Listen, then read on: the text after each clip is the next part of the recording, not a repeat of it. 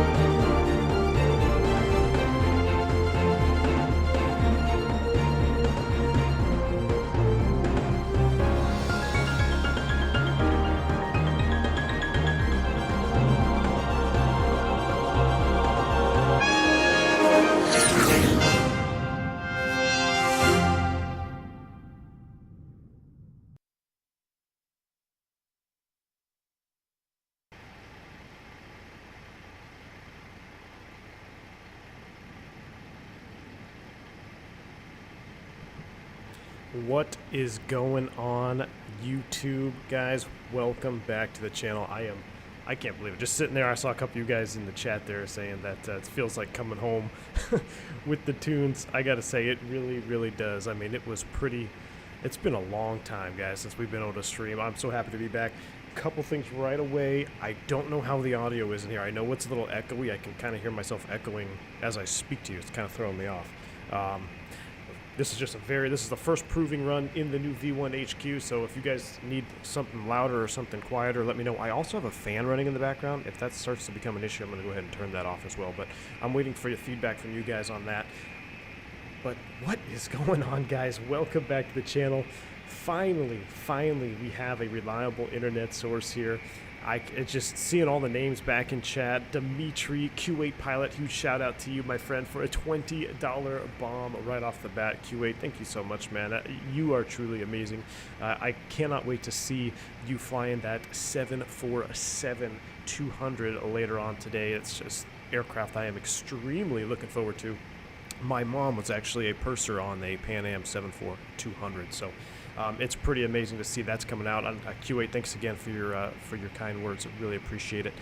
Commander Gina Hofton, Andy, Sam is in the house, Carnage Roll, Dougal McTavish, I am Dimitri, Mrs. Jungles, oh my goodness, Al W, Benny. I was just like, this is just a reunion. Jeremy Harvey, thanks again for the awesome tunes getting us started. Sounds are good. Sounds 5x5. Sounds fine. Audio is good. All right. Well, dudes, I am so excited to be here. Today is kind of a proving run for the stream setup here. We're going to make sure everything works. I know it's in 1080p right now, and I'm having some issues when I move the camera. When I pan, it kind of blurs out a little bit, and I remember I fixed it one time before when I used to stream, and ever since I moved to my last house and been tweaking the settings, I'm gonna do some more tweaking. So I am aware that when I move the camera, you might see some blurring out. I might have to up the bitrate even more. But as of right now, I'm just excited to be able to talk to you guys and come to you guys live here today. So what we're gonna do, a fan sounds like ramp noise adds to these. That's awesome. Thank you, Lord. Yeah, it's just the ambient sounds of the ramp. Donation. Oh my gosh, Donation. my ears just blew out. Rand Cool. Oh my gosh, I have to turn down that alert volume. Rand Cool coming in with a $25 bomb. He says, as promised during Q8 stream, Jack Daniel Resupply. Good to see him in the house, and thank you for all you do. Rand, thank you so much, man, for your support. I really appreciate it. I actually went and picked some up the other night, man, when I went and did that little members-only podcast. Keep you guys updated on the channel and when I was going to be streaming again here, and then we talked about the emergency that I had. So Rand, I do appreciate it. Very, very kind of you, very generous of you. Thank you, sir. All right, we're going to talk all about the HQ. We're going to talk about all the new things that are coming for the channel, because I've got a lot of stuff I want to talk about. I've got some, it's been incredible, guys. The last couple of flights I had, so my last two FOs, one was an A350 Hong Kong Airlines pilot, and he told me all about the A350, so I got a lot of stuff I want to talk to you guys about that. We'll probably be flying the 350 here soon. And just the other day, I flew with a gentleman who was who just came off the 737, and I talked to him up and down about Airbus versus Boeing and what is which. So I got a lot to talk to you guys about. I cannot wait to get started. Let's. I know Rip Ears says Fubar. I'm looking for the alert audio. I'm gonna have to figure out how to turn that one down. That one was aggressive. I do apologize. We are Bourbon 357. I'm gonna hop into the airplane here. We're gonna get the airplane booted up, cold and dark, and once it starts aligning and everything gets squared away, then we're gonna have plenty of time to chat, and maybe even later, if the stream goes really well. It's a short flight over to Phoenix, but if everything goes well, I might entertain the idea of a second leg, just because I've been having a hard time not flying the IXEG 737-400. I don't know what happened. I'm going through a phase right now where I'm in love with the 737-400 again. So we'll see how this setup works. My only real concern is that the outlet will catch fire. Some of you older gentlemen may remember that some of the old power strips back in the day, what they do is they put this power strip all the way around the wall, and then you clip on an outlet to that power strip, and then you plug it in. Very old school, and when I plugged in my PC, it sparked and did a bunch of crazy stuff. So my only real concern is that the office will catch fire, so if I run out of here, then you guys know what happened. Check on me on the Discord. But other than that, let's get this thing going, all right? We're totally cold and dark. I'm going to start up here with the overhead. We're going to do our captain flow. I'm going to try to get a good mix of going through the flows again and just kind of being casual on this stream, but we're definitely going to have some hardcore checklists. I'll even want to do some multi-crew again now. And now that I got a reliable internet source, Phantom 320, I got to get a hold of him. Maybe we can do some multi-crew as well, because I know you guys loved that as well. So here we go right off the bat here. Let's get into the flow pattern here. So engines off, neutral, weather radar's off, landing gear lever is down, back to the overhead. 25.6 and greater is what we're looking for. We got our voltages. 1 and 2 can come on. Donation. Donation. Okay, my ears. Flying guitar, Sam. Is that really loud for you guys? It's really loud for me. Sam donated a $5 bomb. Thank you so much, Sam. He says, glad to see you back. Looking forward to many streams to come. Sam, thank you so much, man. Positive rates to you. Really appreciate the dono, my friend. I hope your training is going well, and I hope those gouges are going to help you out as well. So, cheers, man. All right, we got good voltage. Let's go ground power on. We're not going to use the APU right now, but while that powers up, I'm going to just kind of go through here and brighten up these screens. Michael Foster says, V1, whenever I land a 321, I get hot brakes even with low auto brakes. Is that realistic? It depends on the situation, man. Depends on the situation. Low brakes, if you use auto brakes in the 321,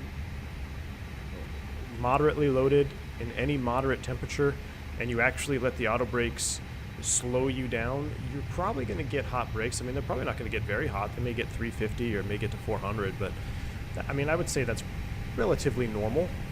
We'll talk about that later on as well. You know, if I can help it, I like to not use auto brakes in the real airplane, just because I like to be able to kind of modulate the deceleration and kind of save the brakes.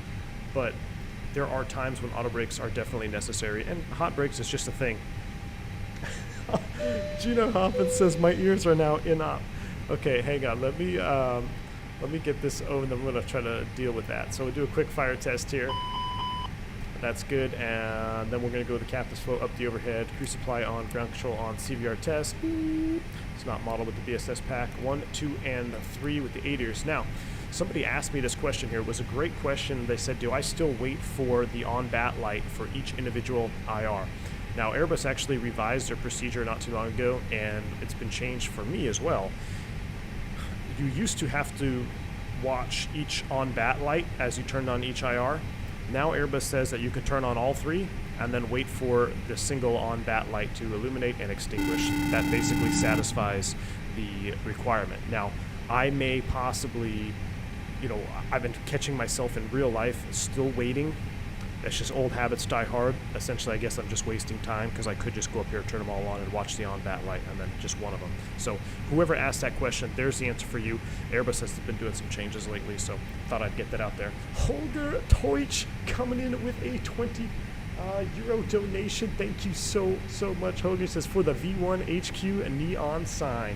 We are definitely going to get the neon sign in the V1 HQ. Holger Teutsch, thank you so much for your support, man. You guys have been incredible. I'm going to talk all about it. I got to get this airplane set up, or we'll be on the ground here for hours. But Holger Teutsch, thank you so much for the support. I really appreciate it. And Alexandra, thank you for becoming a member as well. Thank you so much. Exclamation point, welcome for more information on your perks as a new V1 member. Thank you so much for joining the channel. All right, auto 1, seatbelts off. We're going to go auto arm that. Continuing with the flow here. Landing elevation is in auto. We don't need to do anything here. Fuel pumps are off. Let's do a fire test. And number 2. And we'll go up the right-hand side of the panel. Everything is off, lights off. Turn on this. Make sure this PA is out and on. Look at this Carta engine mod Neos with BSS sound pack. I can't wait. Mic volume could go up a little bit. Notification needs to come down. Okay, so mic volume coming up. I'm going to up the mic volume a little bit. And the reason I had it way down is because of the background noise. I'm going to go ahead and keep on put up a little bit. Audio's gone up a little bit there with the mic. Hopefully that helps. And now let me see if I can deal with these notifications. Yeah. Give me 1 second, guys. Properties. Because my ears are also ringing. That first donation just about gave me a heart attack.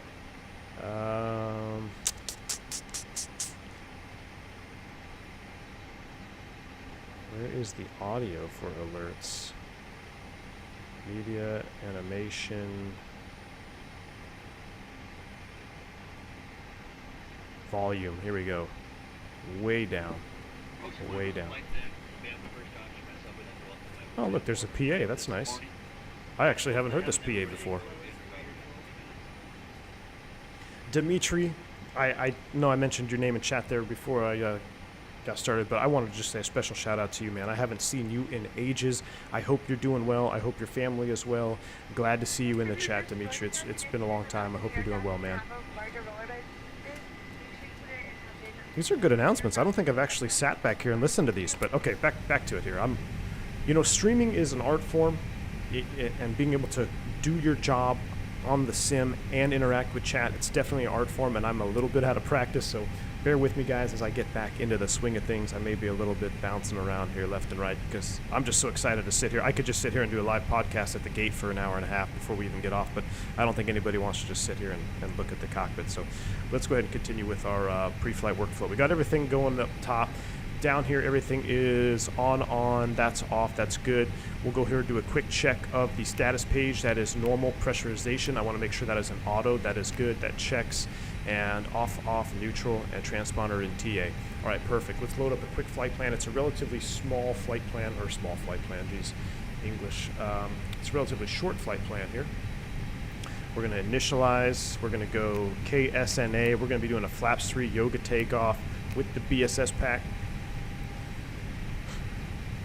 Alexander says, best combination, those engine mods and the sound really puts me on the A321. I totally agree. I want to talk a little bit more about the BSS pack here for the NEO itself. The ambient sounds, I think, are fantastic. Let me go back. Can I? We don't have the fuel pumps on, but I guess I'll just sit back here on the wing real quick.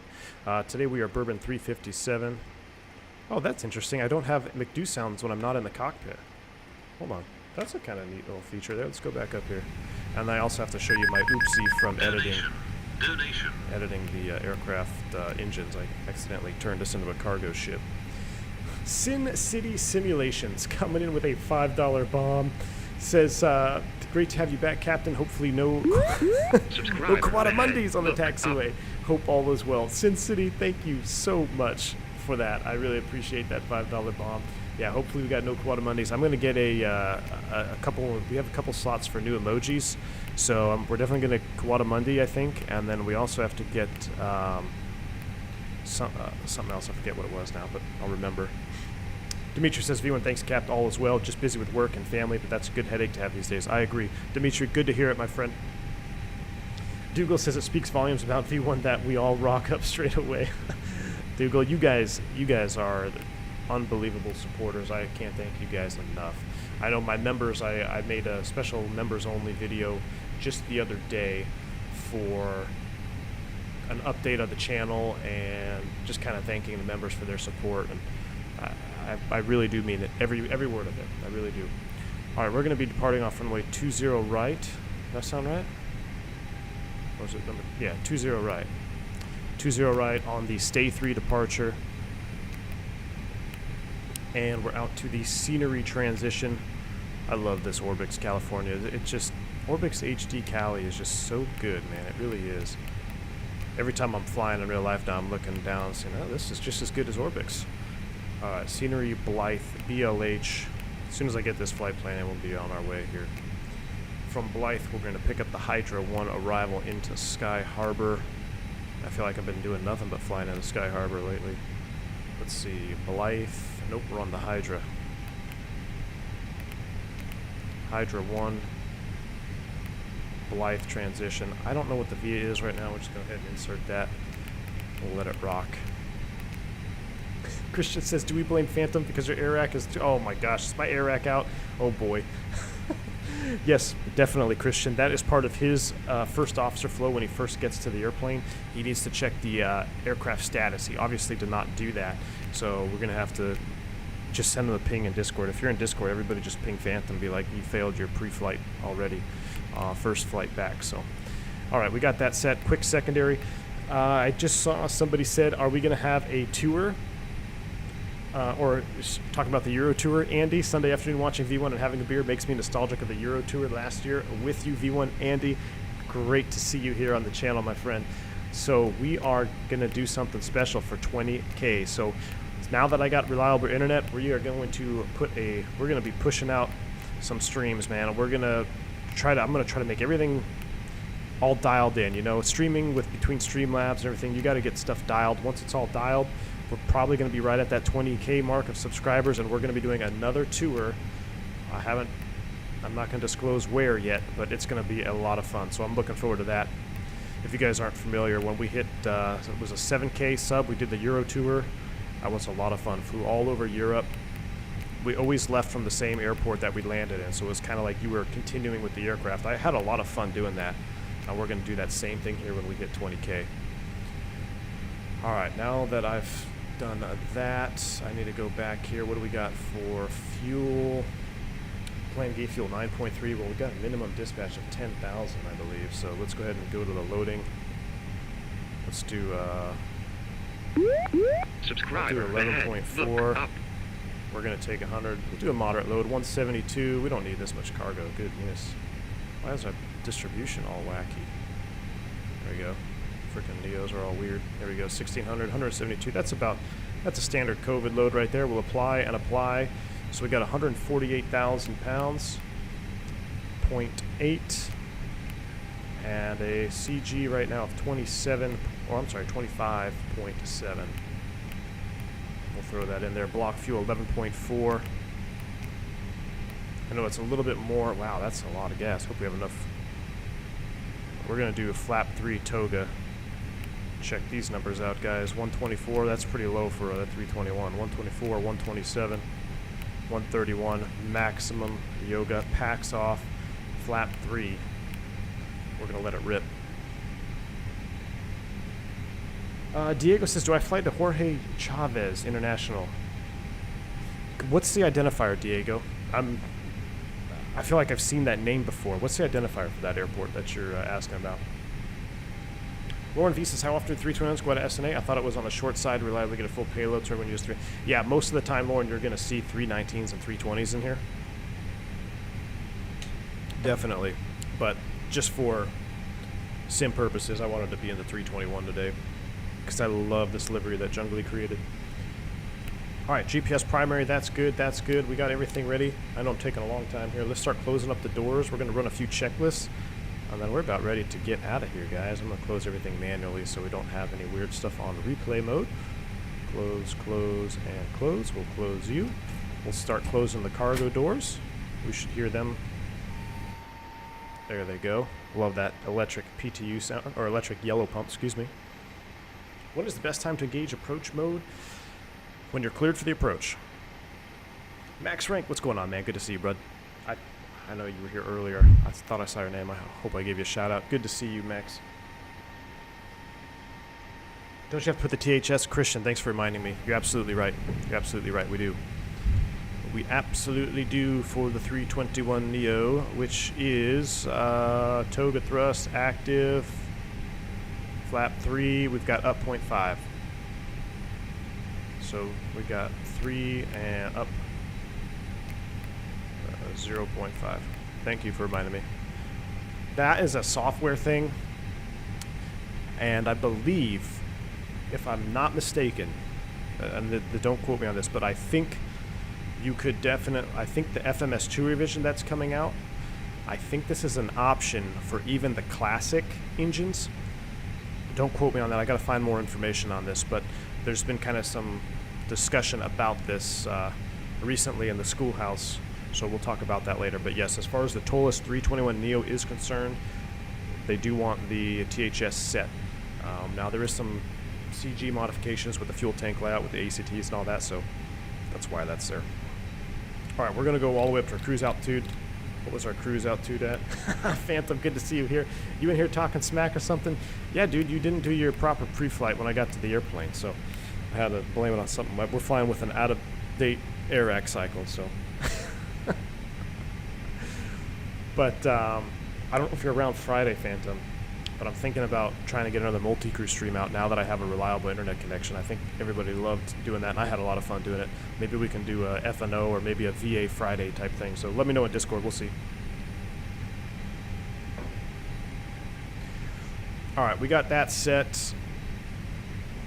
And, oh yeah, what was our cruise altitude? 3.7. That seems awfully high, but...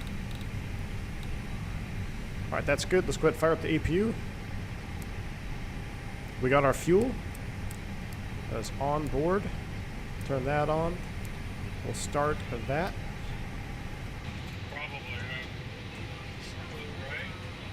Yep, the 1L door is still open. Yeah, I'm just waiting for the APU to spool up.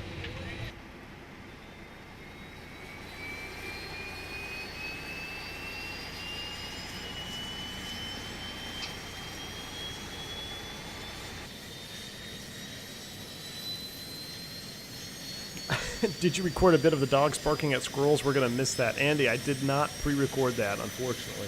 Yeah, it's going to be lonely. You're not going to have any interruptions with the beagles.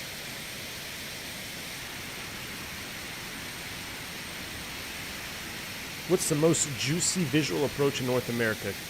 Gustavo, man, you know, I always come back to this one. A lot of people talk about Washington, D.C., the river visual and all that.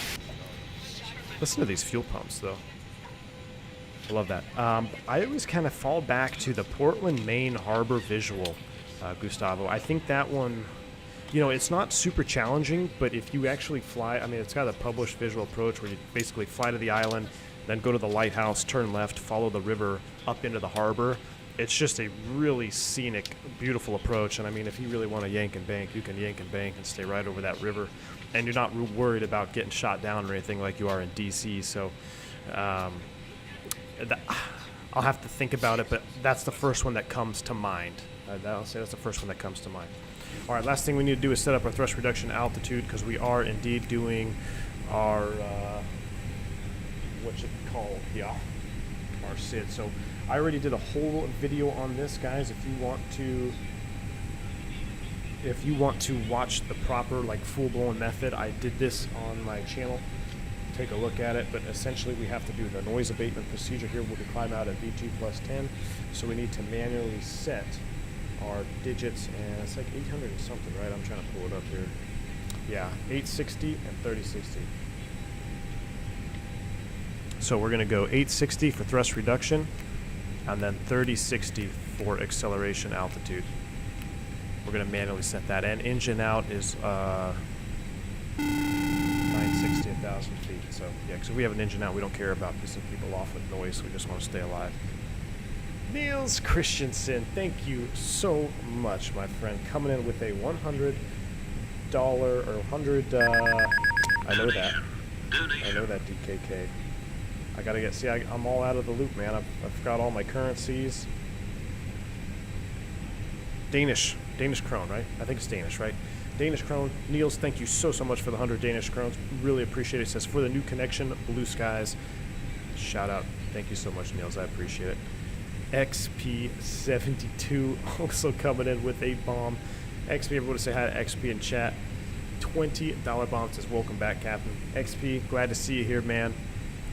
I don't know if you noticed, but I posted a photo in your Discord, XP, in the food section. All the donut talk on your streams lately, I broke down yesterday, and I actually bought a Boston cream, and I indulged in the Boston cream at flight level 360. So I do appreciate it. That'll go back into the donut account. Really appreciate the support, XP. I had a total blast on that podcast with you as well. If you guys haven't checked out the Blue Experience podcast, these guys are awesome. Talking all things flight sim. They got a really good idea going with the live podcast. So awesome stuff. Look at all the silver stripes in chat. I know you guys are awesome. All right, I'm all out of whack here. We've been on the ground for I don't know how long. We no longer need you. Let's go ahead and turn that. APU bleed is coming on. Let's go ahead and disconnect the ground power. Let's close up the doors.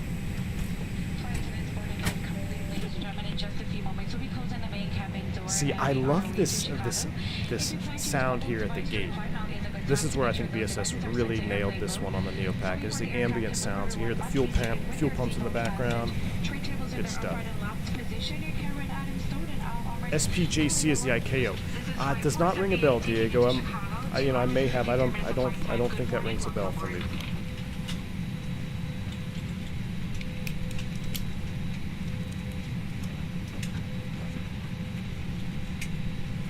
All right, everything else is good. What's up with that? Let me check my power, my FADEC here real quick. Okay, that looks good. All right, you guys ready to get out of here? Enough chit-chatting. Let me get the current ATIS and we're out. I know I'm not really doing anything by the book hardcore right now, but I'm just excited to be with you guys. 30:05 is set. I think they're synced, right? Yeah, 10:17, that's synced. All right, let's get out of here. Hey, Captain, let me know where you want this thing. So on John Wayne, they typically push you tail out this direction.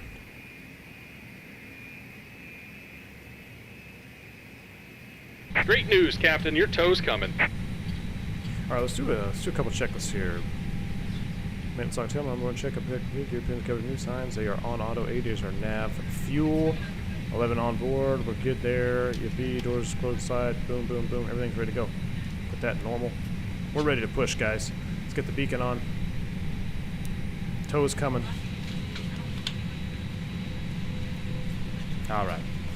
Did I see that Las Vegas got renamed? It's no longer McCarran. Sin City, I saw something about that. I'm going to tell you, it's always going to be McCarran for me.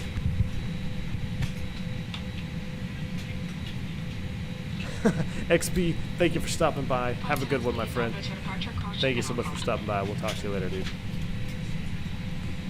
Sin City, what did they all right, looks like the doors and hatches are closed and we're ready to connect. I remember I heard it. Team Vodka coming in with a $20 super chat. Thank you so much, Team Vodka. Says, everyone else doing it, I'm feeling left out. How about trying a 4K stream with your shiny new internets? Team Vodka, huge shout out to you, man. Thank you so much for your support. You know, I think this internet can handle it. It's 100 up, right? So I literally moved in Friday, and then I worked on Saturday, and then I just got in late, so I had something else to do. I haven't had a lot of time to sit here and really mess with the settings, but it might be possible, right? With 100 up, I'm pretty sure that could be possible. I don't know what it'll do to my GPU. Now I'm working on, I have to get a separate PC for streaming here, and then I'm going to run aboard, one Captain. PC at the house. Toes connected, bypass pins inserted. It's on my mind, it's on my to-do list, Team Vodka, so thank you so much for your support. I really appreciate it. Alright, looks like he is ready to push and tap the brakes here for Toliss. Brakes release or clear to push. Here comes the pushback. Light him up. Alright, we're going to light him up here as soon as we get away from the gate, my friend. Harry Reid, yes, that's what it is.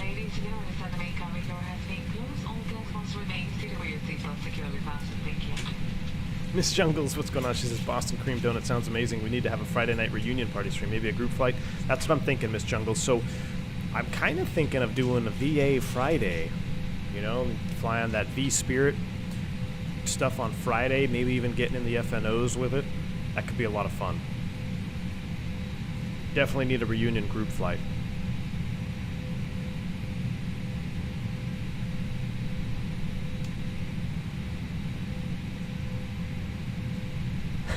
Andy says, whatever they call it, it'll always be Lost Wages International to me after watching this channel. Oh, Andy, I wish I could tell you how much trouble I got in after saying that. I don't want to go there. It just kind of slipped, you know? So that was a great show. If you guys if you haven't seen it, you want to see a good little show. It's called LA to Vegas. It went for one season, then they lost the rights or something. And I thought it was really funny because I'm involved in, obviously, the airline industry, right? So there's a lot of hidden jokes, innuendo, but I think as you guys, as passionate aviation enthusiasts, will probably understand some of it as well. So I'd recommend giving it a watch. It's kind of like that dry humor or gag humor. But yeah, that was one of the things. He would always do his PA, a welcome or service to Lost Wages. And unfortunately, it just kind of slipped out one day, and somebody did not like that.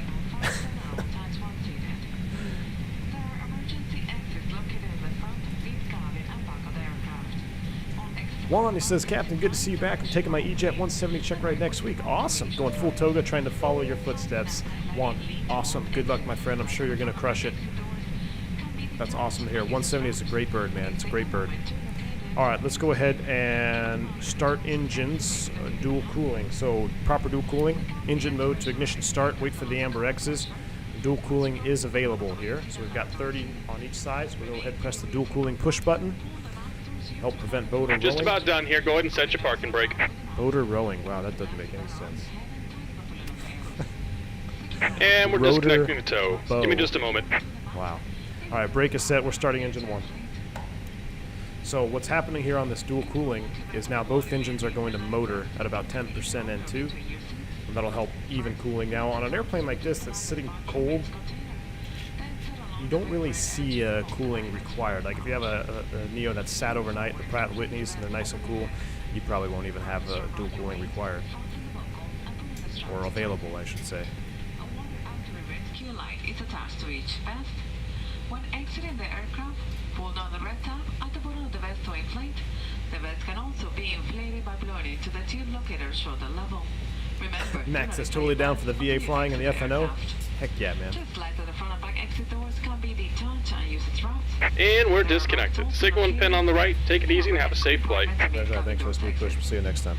Federal aviation regulations require your compliance with lighting information signs, posted placards, and crew members' instructions. I'll try to be quiet here while we watch this spool up. Smoking signs. All airlines flights are non-smoking. Smoking including the use of e-cigarettes or vaping devices. It is Anthony, I totally agree. Laboratories.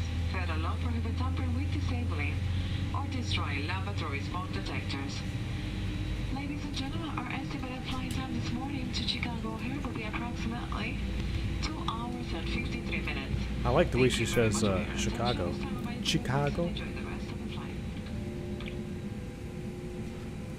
But Yeah, that was one of the things I mentioned in the sound pack. Like, I mean, come on, the default announcement should be generic. All right, we got a good start on 1. We're gonna go ahead and fire up 2. Let's start engine 2. We'll watch it from over here.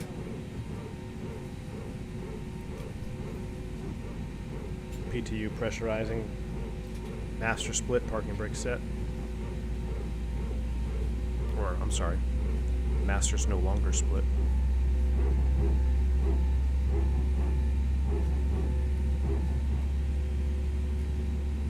Jeremy says, I don't think the Max even has dual cooling. Nope, it sure does not. Only an Airbus feature. Yeah, it's actually only a Pratt & Whitney feature. I don't believe the CFMs. I could be wrong, but I don't believe the CFMs have it. I don't think they do.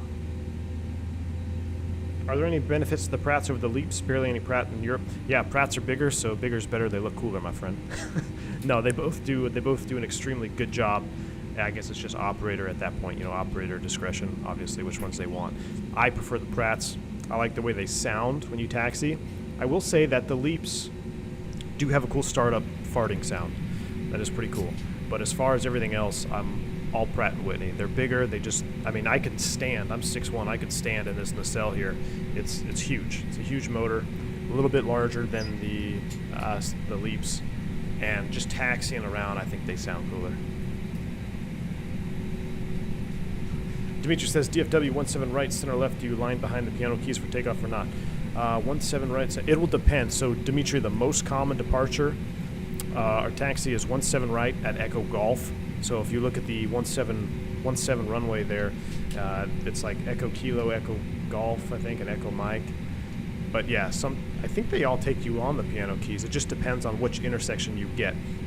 Echo Golf, we call it the keg route because you typically are coming down Kilo, and then you take Echo and Golf to 17 right. So it just depends on where air traffic control puts you off. As far as center and left, I can't remember the last time I departed off the center or the left side. All right, we got 2 good starts. We're gonna do it flaps 3. Let's go ahead and extend them from back here.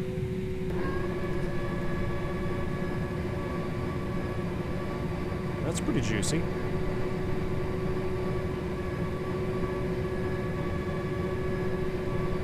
Lauren V says, Leaps don't have cooling, but a dry motoring period.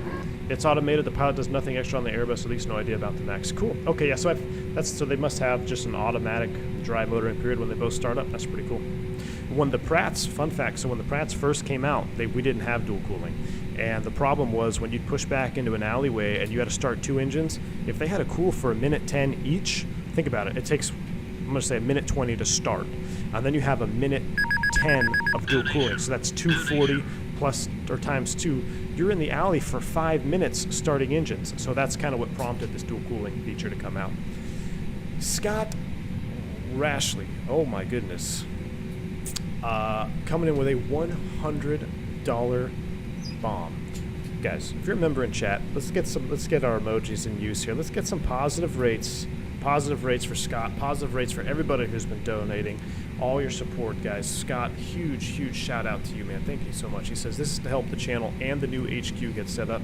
Scott, I really appreciate your support, man. Thank you very much, my friend. That is going to go right into the V1 HQ fund, and we'll talk about this more in cruise, but I very much appreciate it. Thank you so much. All right, let's get airborne. Tom Pasco, you guys are awesome. Tom Pasco coming in with another $5 bomb. Good to see you back in action, Tom. Thank you so much, man, for the $5 bomb. Appreciate it. Glad to be back. You guys, the support is unreal. Let's go ahead and get out of here, and then we'll be able to talk more in cruise. So I'm going to go ahead, and since it's a short taxi, we're going to do everything here, right? So let's go ahead and do a flight control check.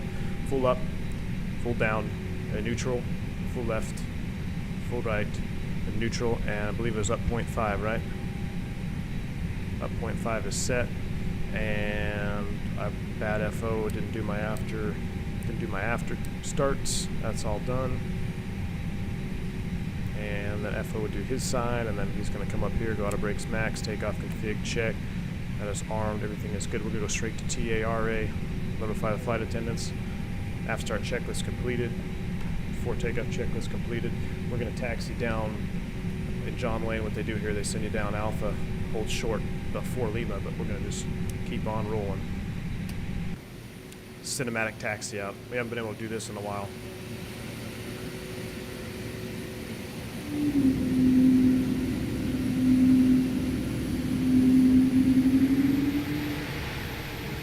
Now that is the sound I like.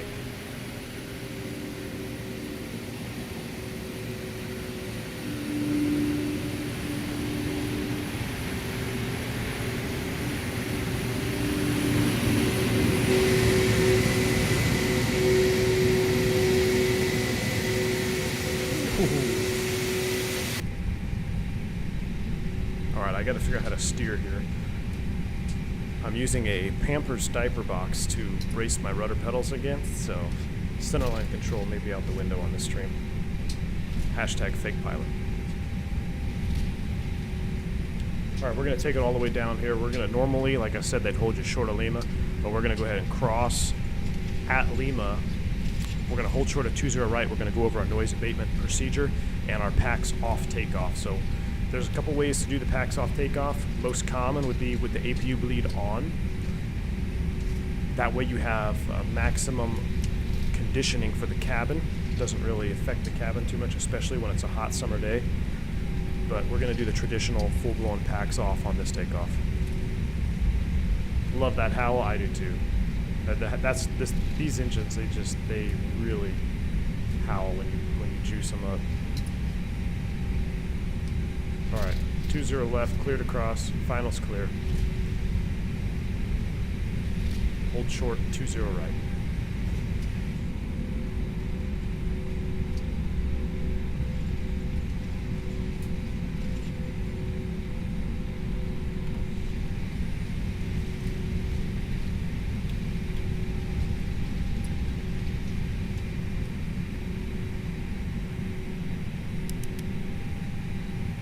Set. All right, so for this takeoff, like I said, we're going to be doing the packs off takeoff, so I'm going to go ahead and kill the packs now. We're going to turn pack 1 on at thrust reduction altitude, and then we're going to turn pack 2 on minimum of 15 seconds after pack 1 is on. This is for the cabin comfort, so it doesn't blow your ears out. So I actually heard the packs, I heard the air conditioning sound go down, EGT's gone down a little bit, so we're getting maximum performance. This is the only way to get the maximum performance out of your engines is with a packs off takeoff. What was that?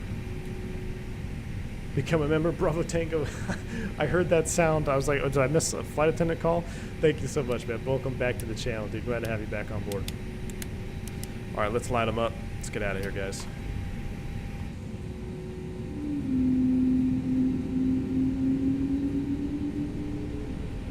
Oh, yeah.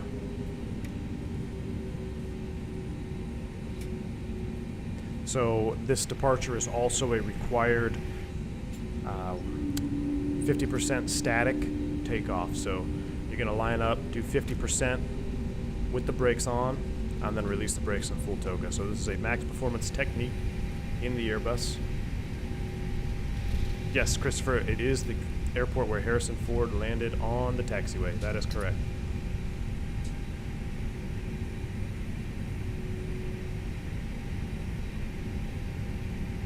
Not bad for a Pampers lineup. A little bit to the left, but we'll be all right. All right, get this set up here. Are you guys ready? Nose forward on the stick. We're gonna do it from this view right here. Spool them up 50, enjoy the takeoff.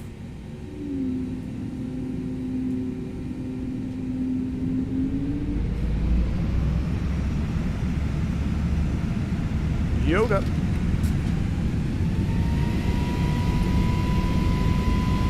Oh my gosh. Those engines are ripping.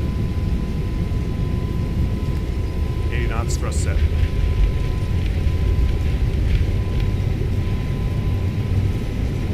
V1, rotate. Out to the brake, gear up.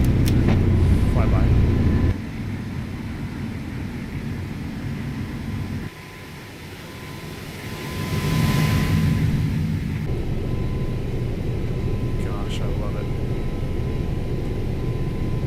Do not wait for a positive trend here. Thrust climb, climb. So So this is one of those airports where you do not wait for that positive trend or else you'll trip the sensors.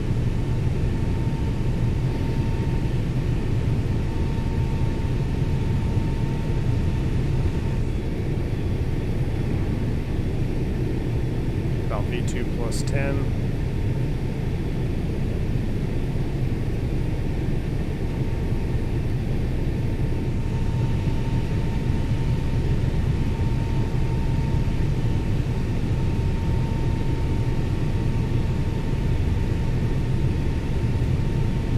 That is amazing.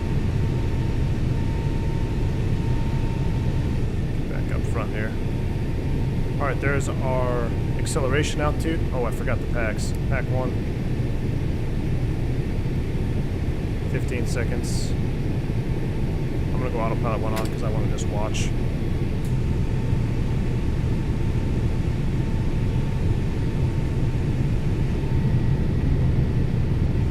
You also got to be careful not to overspeed here.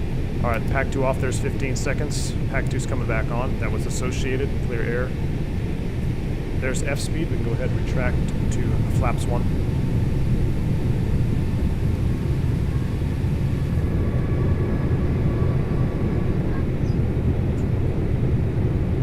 Double slot here on a traditional 321.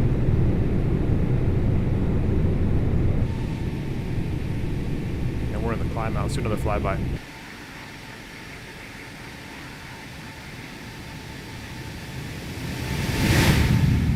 Oh yeah.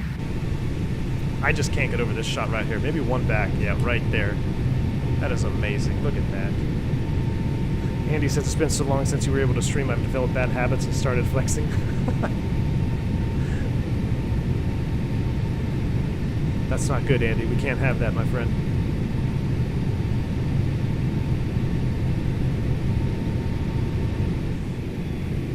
Alright, there's our S speed. We actually got an auto slat retract. So the slats are, I'm sorry, the flaps have already retracted.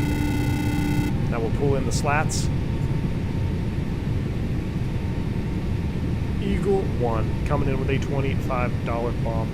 Dude, thank you so much for the support. He says, happy to have you back. V1, safe landings to you. Gotta fly now later on. Eagle 1. Cheers, brother. Thank you so much for the support. You have a great rest of your day wherever you're coming from, man. Thank you again. And we're out of here, guys. We're 6.2, climbing 370. Let's go ahead and straighten out the line a little bit, shall we? What's after stay? I'm gonna go ahead and go direct. Let's go direct wild. Actually, you know what? Let's fly a departure because it takes us right back over Southern Cal. These wing views are too good to not enjoy here. Michael, flex on them haters. Dean Vodka says, aren't the NEO engines substantially quieter than the CFM IAEs from the outside? Yes, they are. And wouldn't that difference make a difference in the decibel level for noise abatement? Absolutely, Team Vodka. You're absolutely correct. When you run NEOs in and out of John Wayne, that's why a lot of them go into John Wayne. It's a lot more forgiving. So you're absolutely correct that they will be less, what am I trying to say here? Less likely to set off the sensors. In fact, I saw a report for, I think it was the last quarter, or yeah, quarter 1 of this year of John Wayne, all the noise abatement departures and the best and worst airlines. Believe it or not, Spirit Airlines was the #1 airline for compliance on the list of compliant noise abatement departures, and that's because they run about 90% NEOs in there. So everyone else running the classic engines, it's a lot harder, a lot easier to trip off a noise sensor. And what a lot of guys do, and we've even had memos come out for my company where they say, you know, don't wait for that positive trend in airspeed when you're doing John Wayne, because it's a good practice, like I said, to always wait for a positive trend in airspeed before you reduce to climb. But when you're doing this departure, you're not supposed to do that. Once you hit 860, just bring that thrust back.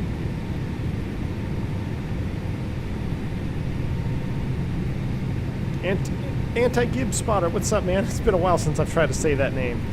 With the amount of issues I'm experiencing with FS 2020, I'm seriously tempted to delve into X-Plane 11. Great flight, Captain. Thank you so much, man. X-Plane is still very, very near and dear to my heart, man. Just look at this. I mean, this is We're going to be back in FS 2022 because I haven't been in that sim in a long time, but this is pretty incredible right here. Benny says, when do you retract the first flap after takeoff on the Airbus? Benny, when you hit the F speed. So depending on this departure, this is kind of a weird one where we're doing a flap 3 takeoff. So this is one where you're going to go straight from flaps 3 to flap 1. Generally, you're going to be either a flap 1 takeoff or a flap 2 takeoff, and it's when you hit that F speed.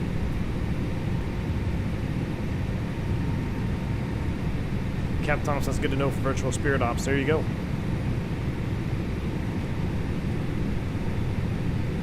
Guru, I'm not sure about that, but I'm sure those 220s are just as quiet as a NEO. So I'm sure it's pretty good. I'm going to turn down the audio just a little bit here, a little loud. Alright, let's go ahead and get back to the cockpit. Let's see what we're doing here. We're at a 15.5. We're on the departure. We no longer need that. After takeoff checklist is complete. Our lights are off. Let's go ahead and do our other things. We'll go ahead and copy the active here. We'll put that on secondary. Put Delta Operations on number 2. And we are just about on our way. That is set. Flyby time.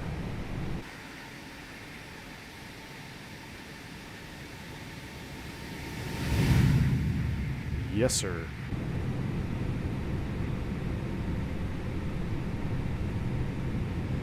Danny Rubel, hello, little new to your streams, really like it. Coincidence, I watched your How to Max Perf takeoff from Santa Ana 5 days back. Awesome, Danny. Well, glad you watched that video. Yeah, we just did it.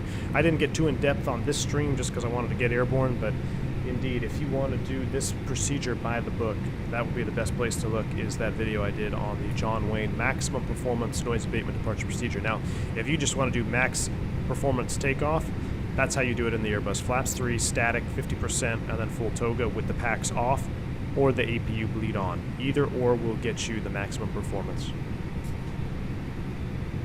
you have any turbulence horror stories? Oh yeah, Tyler Smith, I got a couple, man. Actually, last month we got rocked really hard coming into Dallas. I kicked the autopilot off and everything. I actually wrote the airplane up after us, and I think we exceeded the G limit because we had flaps 1 out. And your G limit is significantly reduced, and I actually wrote the airplane up for. It didn't last very long. It was only maybe 5 or 10 seconds, but pretty gnarly.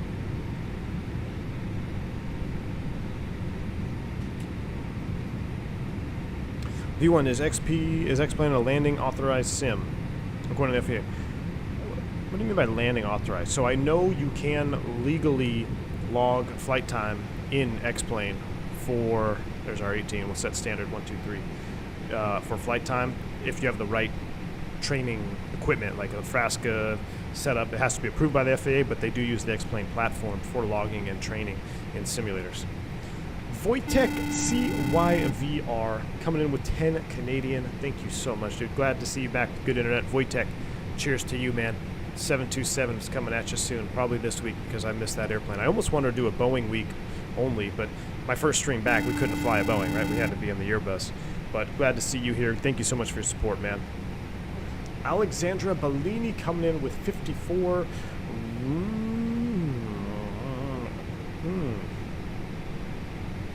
That is... Isn't that a South African frequency? Or, I think? I might be wrong. Alexandra, thank you so much for the $54 Rs. I believe they're South African. They're rands, right? Yeah, I think it's a rand. Thank you so much for that. I don't see a message with your donation, but again, appreciate your support and welcome to the channel. I know you were a recent new member that joined as well, so awesome. Vikas coming in with 100 rupees. Thank you so much, Vikas. What's up? He says, I got my visa for the USA, starting commercial pilot training in 10 days. Kind of nervous, but super excited. Vikas, that is awesome, man. Huge shout out to you. Best of luck in your training. I'm sure you're going to do well. Don't be nervous. It's yours for the taking. Just go after it and get it, my friend. Go after it and get it. I've never experienced severe turbulence as a passenger, but I've heard things. It can be, I would say the majority of passengers probably have never experienced severe turbulence. It would be what we would classify as a steady moderate, but severe turbulence by definition is you can't control the airplane, right? So it is pretty rare that you get in severe turbulence. but it's no fun for anybody. Good luck keeping up with all the donations, everyone. They're coming in thick and fast. Great support, Max. You're 100% right. And let me get up here. I'm going to increase. Well, we'll do 300 for now, and I want to talk about this real quick. Let's go ahead and kill the seatbelt sign. Seems like it's a smooth ride in the climb out. I'm going to come up here to the BSS sounds, and we're going to turn down external a lot because we're going to go outside for a little bit. We'll do 20%. There we go. And we're going to go. I'm sure that was really good for your eyes. Spin it around here. All right, we're going to chill here for a minute while we climb out. And I just wanted to say this because I said this. I made a members-only video the other night basically explaining the situation. I did indeed. I'm running out of office space for the V1 HQ because I just can't stream on the satellite internet that we have at the house. Now, I don't have Starlink yet, and I'm still waiting for that to show up.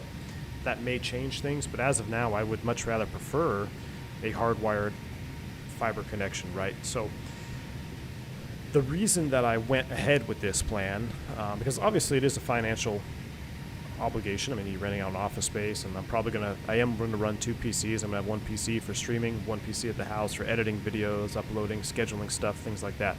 But I felt like when I started this channel, I had no idea what I was getting into. I really just wanted to teach some Airbus stuff because at that moment in time, there really wasn't much content out there. I mean, I'm pretty sure Flight Deck to Sim was still doing it for the Boeing, for the 7.3, because he's been around for ages. And Black Box 711 was doing stuff for P3D really heavily with the FS Labs. There was really no Airbus that I'm aware of, and I may be naive. There may be some other guys that were out there, and I'm not trying to be insulting. It just, in my own view, it didn't seem like it was really a popular thing at the time. So I wanted to make a couple of videos just showing in my way how it should be done in the Airbus, and that's where that first professional series came out, of the first tutorials, and then came the professional series, and that took off. And everybody, I did not expect the amount of support I got from that, and the amount of thanks, and all the questions, and the feedback was so good. I was like, well, I'm going to continue with this. Published a few more videos, and then somebody suggested, well, why don't you do a live stream? And I did a live stream, and ironically, I think the first live stream I did was 1 month ago. It was 2 years on the dot. And it was kind of cool. I was going back and I was seeing the people chatting. I think Wojtek tuned in. He's like, yeah, first time here. And then Gio was also tuned in. I mean, and of course, I'm not going to be able to remember everybody's, but Dimitri was there. I believe Dougal was there. Carta was there. And a bunch more. If I didn't say your name, I apologize, but I know you guys were there. And that just kind of took off. The support was like, this is awesome. Let's keep doing it. And this channel really became a community to me, and it really became an extended part of what I love to do. I love flying, I love aviation, and I also love flight simming. So combine those two things together, and I love teaching. This is great. It was the best thing since sliced bread for me. And then we moved houses. I lost my internet connection, and I couldn't put out the content that I wanted to. And the support was never wavering. I mean, my members, all my shout out to you members, number one, that joined the channel, and you guys stayed members. Majority, everyone stayed members, continued supporting the channel. The donations still kept coming in. Subscribers still kept coming in, even when I wasn't producing content. And I'm sitting at home thinking, I can't just walk away from this. There's no way I can walk away from this because the amount of support is too great. I don't want to let anybody down. So I continued looking at options, and my wife found a little office space that wasn't too far away from where we live. Fiber connection, open for rent, and I said, you know what if I start a V1 HQ and rent out this and actually make this a legit business type thing for myself, and that's the way it's going. And it worked out, and I had a little heart attack on Friday when I first set it up because I just I got to the office and none of the Ethernet cables worked in the office. I'm like, what's going on? I talked to the guy. He's like, yeah, everyone uses the Wi-Fi connection, and I'm just thinking, are you serious? I can't do this Wi-Fi thing again. So what it is everybody in the office kind of connects to the wireless router, but I ended up I had to run back to the store, picked up an Ethernet cable, and then I ran that to the modem, and sure enough, everything was good. So little minor heart attack Friday when I first tested it. None of the Ethernet cables worked in the office. But yeah, that's kind of where I'm at, and that's what's happened, and I have a lot of good ideas that I want to do for this channel. I mean, being in an office space actually gives me a little bit more ability to really focus on the streams or the content. You know, I get away from the house a little bit. I can do the videos and the podcast in a quiet environment. So that's why I'm doing it. It's all to give back to you guys. I am seriously thankful for all of your support from day one until wherever this ends up going. So that's why we're here. That's why I got internet back, and you guys are awesome. So huge thank you from myself to you guys. All right, let's get back. There's enough of the sappy stuff here. Captain Tom says it came in June 2 years ago. I think, yeah, Tom, I believe you were there as well. Captain Tom says, I remember the early days before you upgraded your CPU. Those were the days. Oh, yeah, we had some gnarly streams back in the day, man. Guru says, time flies on this channel. Everything flies on this channel. That's ironic. Andy says, I'm going nowhere. Great channel. Knew you'd come back stronger. Thank you, Andy. And that's that's a thing, too, is the involuntary leave that I took from streaming because I couldn't stream because of my internet. I kind of, I have streamers that I watch. Like, I really enjoy watching XP72. I watch Flight Deck to Sim when I can. I think I love to learn things Boeing. I love watching his streams when I can. I watch Q8 Pilot definitely for reviews and stuff. And so I got to see these streamers doing their thing from basically a neutral stance, right? Because I no longer could stream. I'm on an involuntary leave, and I'm thinking, well, how did I do it in the past? What can I do different? What are some ideas I want to bring to the channel now? And it was kind of a blessing in disguise, really, because now I've got a lot of good ideas. I've got the ability to do it with an internet connection that's reliable. So as things start to roll out, I'm going to finish up the office, kind of get some sound issues worked out, get some ventilation worked out, and then things are really going to start rolling. Russ D, office mini fridge. That's so funny. Thank you so much for the support. Right when I was leaving the house this morning, my wife's like, hey, we got to get you a mini fridge for the office, because I'm thinking, like, I got to bring beer or water or ice. What do I got to bring? So that 100% Rusty going straight to the V1 HQ fund for the mini fridge. I will definitely keep you guys updated on the progress of the V1 HQ. Thank you so much for your support, man. All right, let's go ahead and transfer to the Mach here so we don't overspeed. It'll do 80 Mach. Hey, we're never going to get up there. Let's do 7-7 climb that one. You know what? Let's stop the climb. Jeez. Let's do 33. Do 33 for a cruise altitude. And then let's get back to some technical Airbus chat here, because I know that's where a lot of you guys come from. We want to talk more Airbus, so let's get on it. Ooh, there's a Salton Sea. There's a couple of good questions. Do the Neos have EPR? No, the Neos have N1.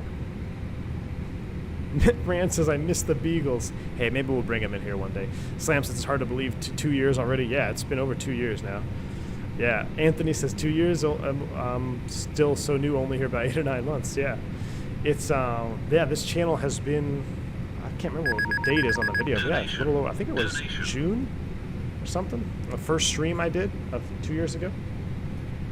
Mr. Swede coming in with a $10 bomb for a coffee machine in the office. Done. See, you guys are awesome. Mr. Sweet, thank you so much for your support. I'm taking I'm going to keeping notes of this, because this logs all in Streamlabs or your chat, so I can see, oh yeah, definitely need a coffee machine here. Definitely need the mini fridge. Good stuff. Thank you so much for your support, Mr. Sweet. I appreciate it. That was the question. Aurora, how to insert lateral offset in the McDo. So, lateral offset, let's go ahead and talk about this. I used this last week, actually. I was doing a waters route, and we did a lateral offset. So, I wonder if it's modeled here. Let's say we want to go, I don't think it is. I believe it is not. You know what? I think I'm in the wrong variant of the 321. I am. I apologize. I think I am in a beta test version, one version prior. Because isn't the newest version, I'm pretty sure I did offsets in the Toliss, right? Should be over here. Yeah. Oh wait, hold on. Yeah, I think I'm in the wrong variant, guys. Oh my gosh, that's embarrassing. Well, if that's the worst thing that happens on the stream, that's not a big deal. How to do offsets, so literally what you do, it's very simple in the Airbus. You pick the air waypoint, so you make a lateral revision. Oh, shoot, L1, there we go, L1, duh. Work in progress. So you would come up here to your offset page from L1. Geez, hashtag fake pilot, right? Offset L1. And what is going to happen is, I'm curious if this is in the current version. I swear I used the offset in the Toliss already. It might just because I'm in a beta test version here that I accidentally loaded up.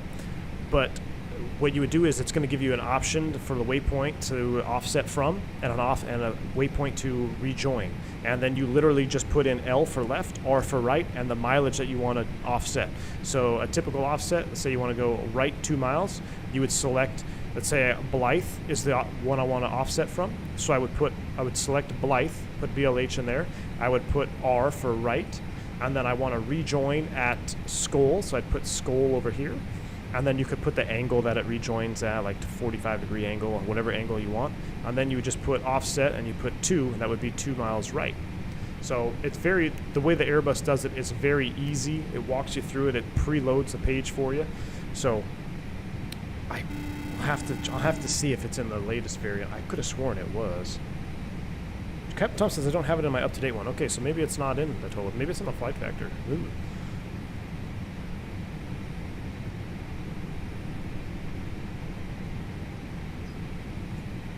Andy says, after 3 hours stream on the Bourbon, he's going to need this if you want to drive him home. That's the thing. I actually told my wife that. I was like, hey, there might be some streams where you might have to just drop me off and then pick me up. So we're actually having a little date night tonight, a little celebration. So I've got the coffee and the water right now that I brought from home. Davin Crawford coming in with a $27 dono. Thank you so much, Davin. He says, well, that is an absolutely amazing thing to see coming onto YouTube. Welcome back to the streams, Captain. I think I'll have to put my donation towards a full motion sim. But seriously, Cap, welcome back. You were missed. Davin Crawford, thank you so much for your support, man. I wish I had like a canned, like really awesome thank you message I could just post to everybody that donates. I know I sound like a broken record, but you guys really are. I mean, it means a lot to me. So thank you so much, Davin. I missed each and every single one of you. Seeing the names when we're doing that countdown, I know you guys were chatting about it, but when we're doing the countdown, it's like, oh, it sounds like I'm coming home. And Jeremy was like, yeah, it sounds like coming home with the music. And it really did. So awesome to be here. Open up your ISCS and see what version. Thank you.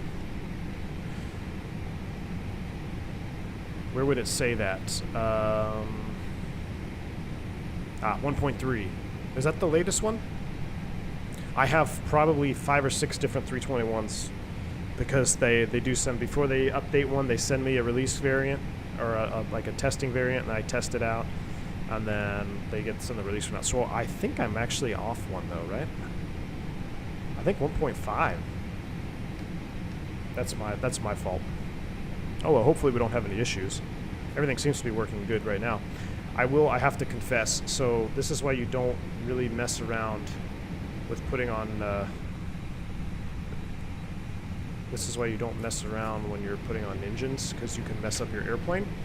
I inadvertently, because I did it super quick, I inadvertently turned our 321 into a cargo, a freighter variant. This is the Bourbon freighter variant. So I don't know what I did. I think I probably deleted something wrong or tweaked something wrong, and I got rid of all the seats, which is, it's kind of interesting. I've never in my life seen a 321 cargo, but I imagine this is something that it would look like. It's kind of cool. I mean, we could do the vomit comet in here. We can just party. You guys want to party? I mean, this could seriously be the party plane right here. Soul Plane 2.0. Oh, it is the latest. Okay, good. All right. Then I'm going to have to redo this because I definitely screwed this up. Beckham says mine's updated and the offset is not in there. Okay, so maybe I used it in the flight factor. I do know that the offset is coming in the Phoenix 320. If you guys haven't seen that breakdown I did of that FMGS overview, I highly recommend it because there's some things in there that I was very impressed by. And, you know, we'll see. It's early yet. Obviously, it's early, but I'm very impressed with what's already been accomplished. So, Dream mini fridge, what would it be filled with? White Claw, bourbon. Gotta have some vodka in there. There's some days where I just want the vodka, you know, like an orange juice vodka, OJ vodka. Yeah, that's about it. Maybe some water. I mean, beer has water, so maybe some beer instead of water. Dougal says, hell yeah, party time. Yeah, this is, yeah, I saw this right when I loaded in the stream, and I'm like, well, too late to fix it now. I actually kind of like it. I wonder if it helps with performance. Huh. All right, let's pay attention here. We got to start down here pretty soon. Let's go ahead and get the aircraft set up for the arrival into Phoenix. Real quick, I wanted to post something.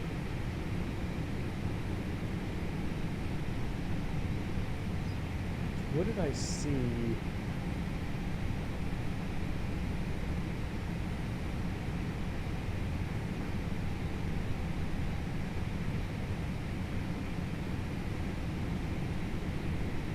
I know there's a way to post something here. Hold on. Ah.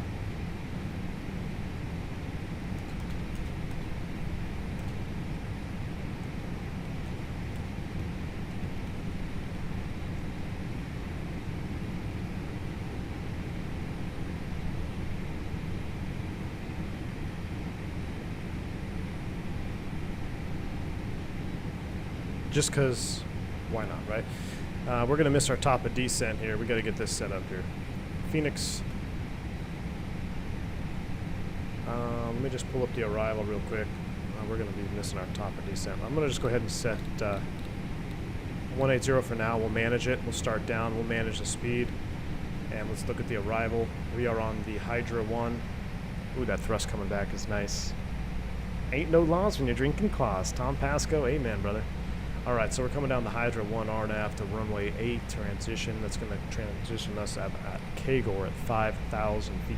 So we'll go ahead and set 5,000 feet for the bottom. We're going to get set up for the ILS runway 8 approach. Let's get our perf data set here. We have Pihonix, 31 degrees. Goodness, it's like 7 a.m. over there. Maybe not that early, but 29.908.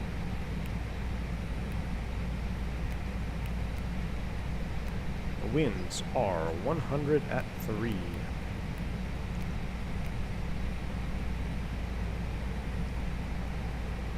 $13.68.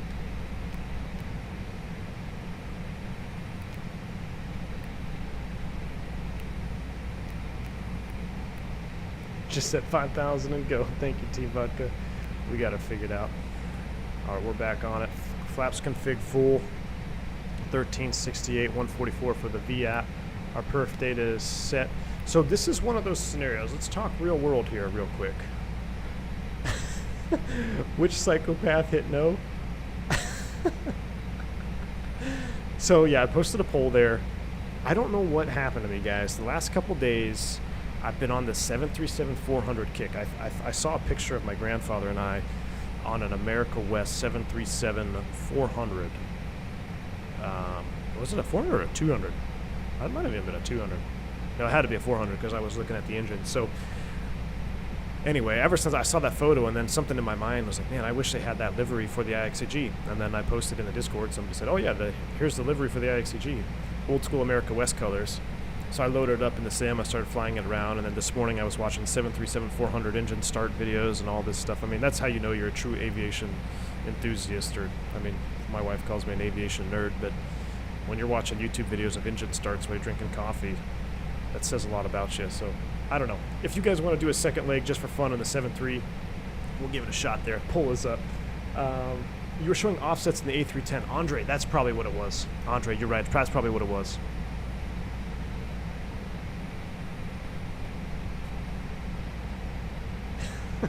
Captain Geo, welcome to the stream. Welcome, man. Glad to see you on board, my friend. Michael says, hey, V1, happy to see you back on streaming in HD. Yes, sir.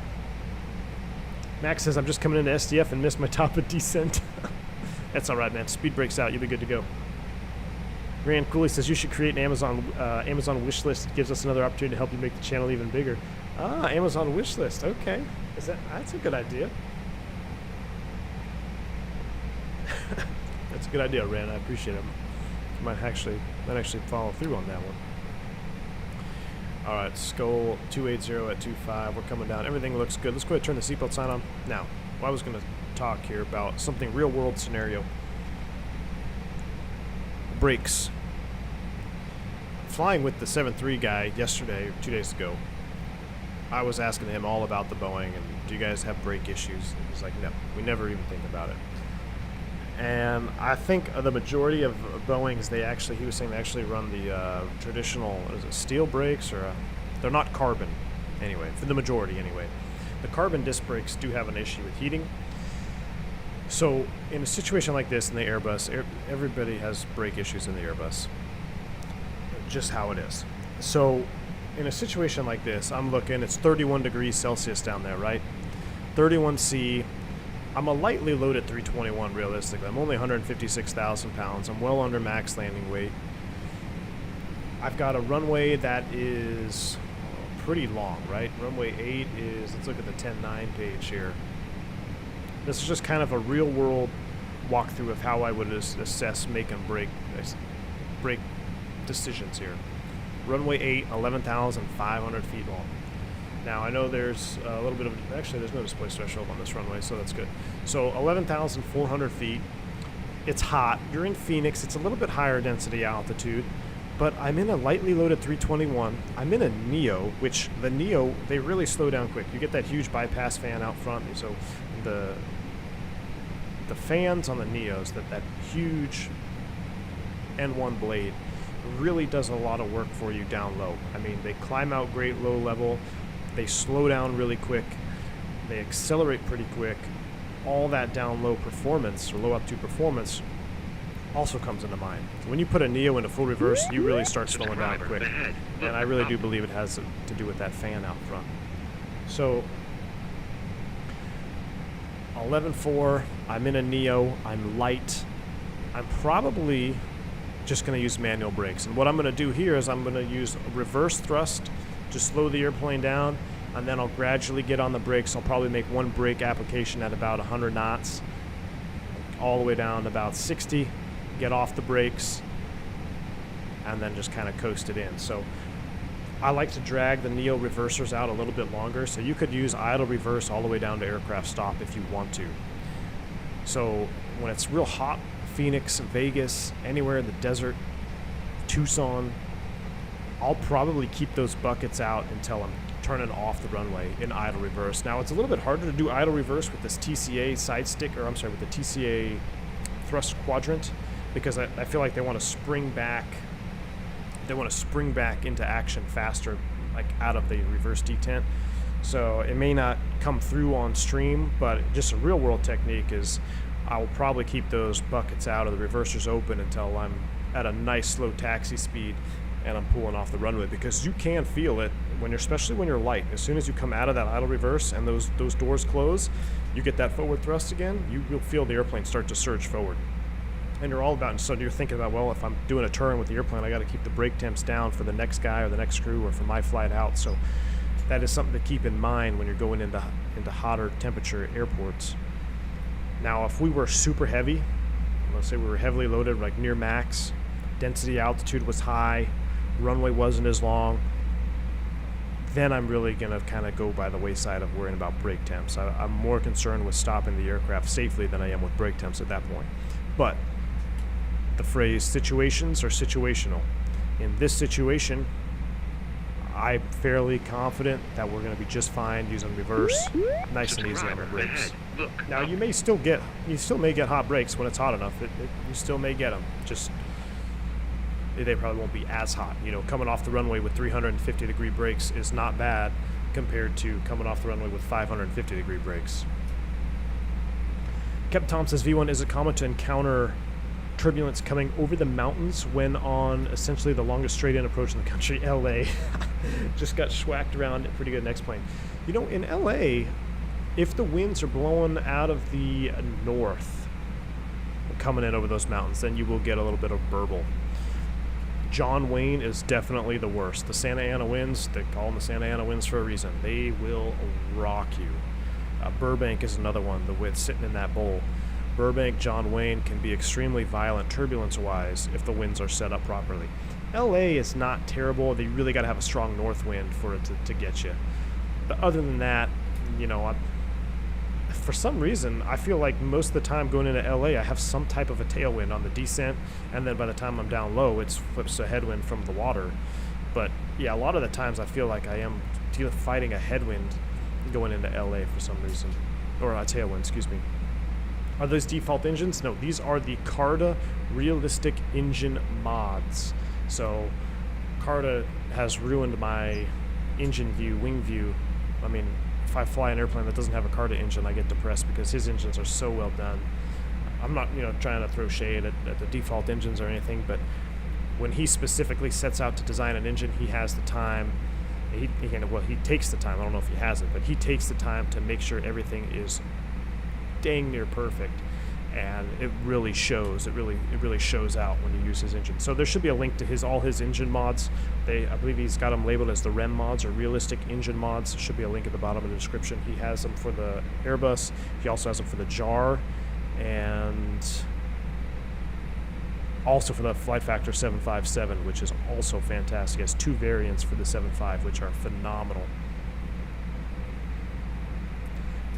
Is that default scenery? No, this is, well, we're probably out of ORBX, so we're probably looking at Fork Boy HD is what you're looking at here coming into Phoenix.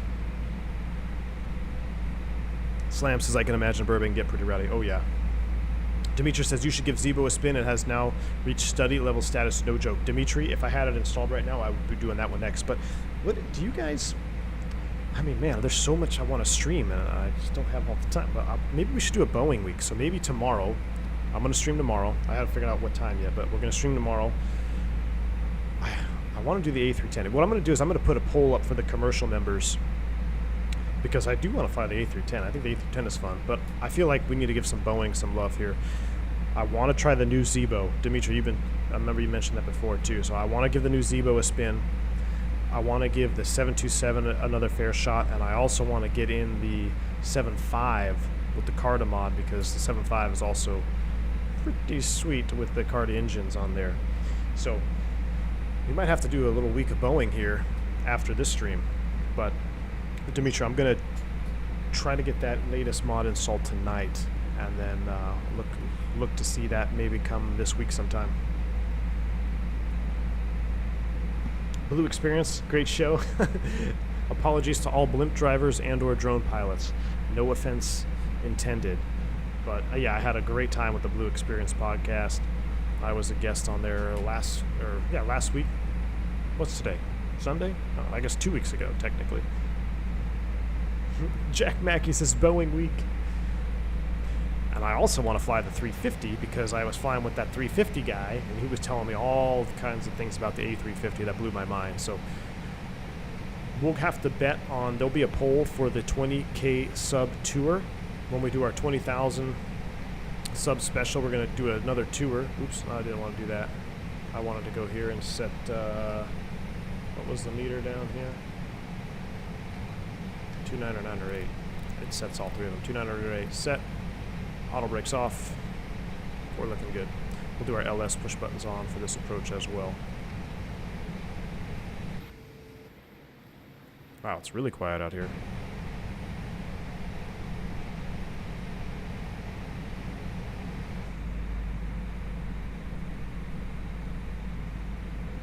Slam Cannon says in order from oldest Boeing to newest. Ooh.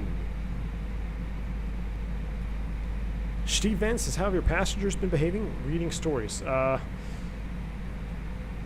Recently they haven't been too bad. In the recent last couple of weeks, they haven't been too bad. But about a month, right when everybody started traveling after the COVID, well, not actually after the COVID, but when everyone really started traveling again, they were pretty rowdy.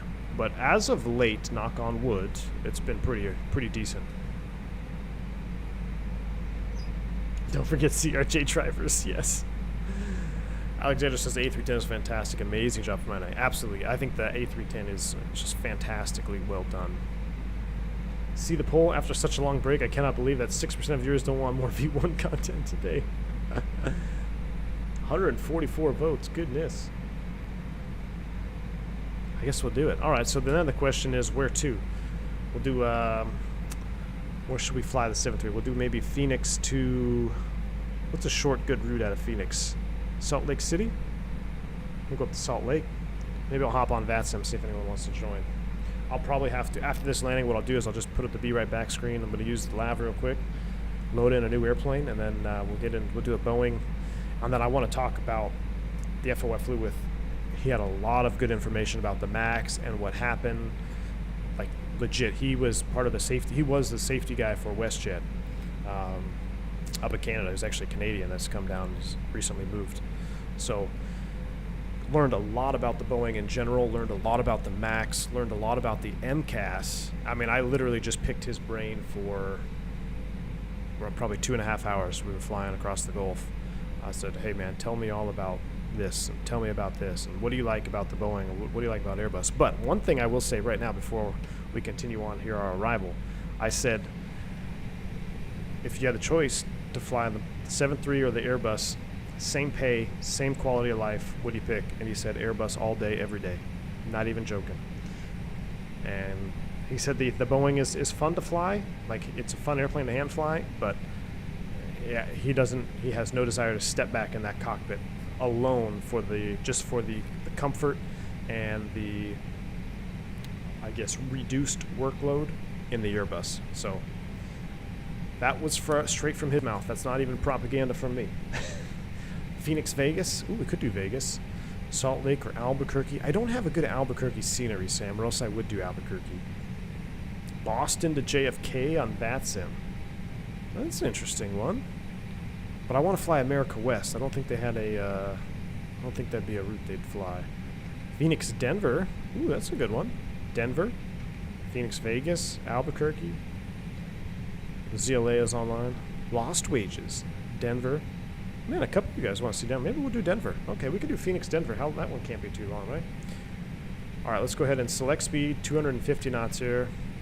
I'm just going to go open descent down to 5,000 feet here, or else we'll never get down, and I got to pee. So we're going to go 250. We're at 10,000 feet. Wing lights coming on. We'll leave those off. And we'll go ahead and activate, confirm the approach phase. At 10,000, config full. ILS is set. And 5 is a little aggressive for an open, isn't it? No, we should be alright. Bottom of descent is just outside of Falmouth. That'll be fine. Phoenix to Jackson Hole. I'd love to fly there, but I think that's going to be too long. Poor guy's going to look like a lobster movie from Canada to Texas. Andy, yeah. We talked about that too. Hit cap, only been in for a few minutes, but I just want to drop and say hi. Magical Zulu, thank you for stopping by, man. Welcome. John says the side stick spoils you. He also said that too. Yeah, not having a tray table. Having a tray table was huge, but just the room. I mean, he's not lying. I mean, the room in the Airbus cockpit is significantly more. Oh, how could I forget this? I also flew with another FO like 3 days before that. This is why I was so excited for the stream. We're gonna talk all about this. He full-blown Russian, like Russian. He goes to Russia every 6 months or whatever. IL-76 freight dog. I also flew for Aeroflot. I mean, you talk about crazy stories this guy had. Mine was blown. So I had me looking for an IL-76 and X-plane, but I didn't really come across anything good. Slam says all about that fold-out bus tray. Hey man, it's hard to beat. It's hard to beat that fold-out bus tray. So this is cool to see. This little 600 here. This is part of the FMS2 revision that's coming out, and it's actually on all of our NEOs right now that aren't even fully FMS2. We call this the China hat. I don't know why. I think it's like a Chinese hat, or I guess. But this is new. So this is your vertical deviation donut, and it actually has the 8. So that is representative of your altitude. So right now I'm about 900 feet below the planned profile. Now I'm 1,000 feet below the planned profile, but that's normal because we were expecting that. But that's cool to see that there as well. That is one of the newer features that's coming out here with Airbus.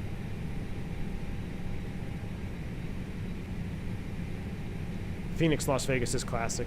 Yeah, it is.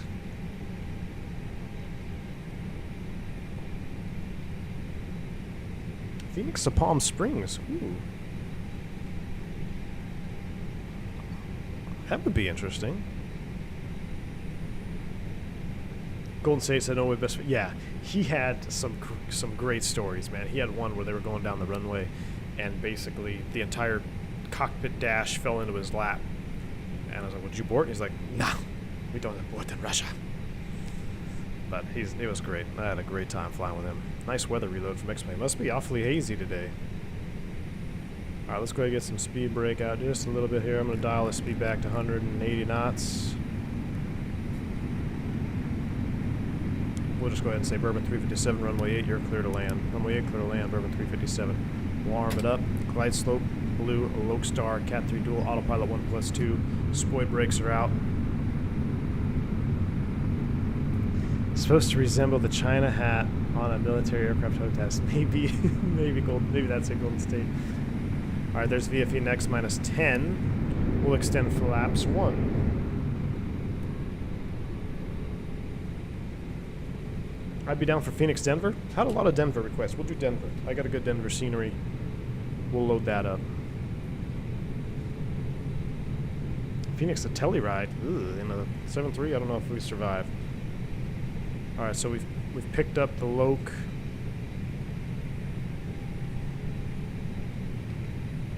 We're coming back. Loke is captured now. It's a long way out. And I would sequence the box, but we're going to listen to the flaps instead. Here comes flaps 2.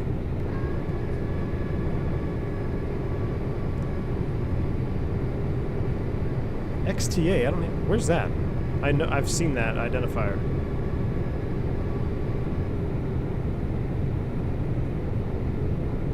Ah, the China hat. Okay, so there you go.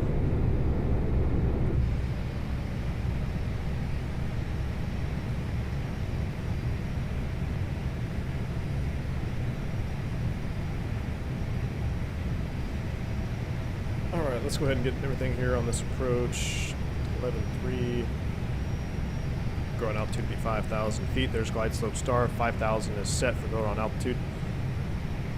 We're going to go ahead and do our 2,000 feet above touchdown zone, right? So our touchdown zone, let's call it 1,200. Add 2,000 feet to that. 3,400 feet, we're going to manage. So go around altitude is white. That's also an FMS2 revision. That is correct. Cool to see these things with the Toliss. I haven't really done a full-blown Toliss flight in a while, so I know these changes were already there, but to actually see them again. So that white altitude is correct. Groom Lake. There we go. Not going to Groom Lake, man. Gotta move my... I still gotta figure out my mic situation here for landing, because then my yoke is in the way for the tiller. Is it hard to switch from right stick first to left stick, Captain? Yeah, I think it takes a little bit. You know, a couple landings. You know, maybe a dozen landings or so, you start to get it. I smashed one the other day. I'll tell you what, I totally forgot to flare. But then I also made up for it on the next flight. But I would say the hardest thing probably is getting your sight picture for the center line, more so than the side stick. Just because you're so used to sitting on the right seat, and then you go to the left, and then, oh, where's the center line again? And you're always a little bit to the left of center line.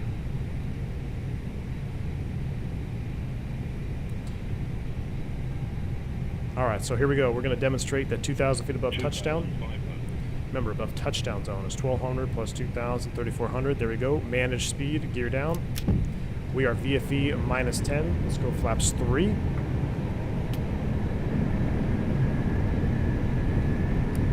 On the spoid brakes. We're VFE next minus 10 again, so we can go ahead and even go flaps full.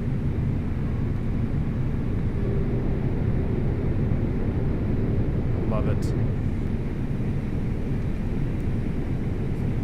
Alright, and we'll do a cabin check. Lane check is cabin crew advised, auto thrust speed. ECAM memo, landing all green, auto brakes are off. Landing checklist is complete. Look at that, we're coming back to VAP by 1,000 feet above, which was 1,200, so 1,000 would be 2,200.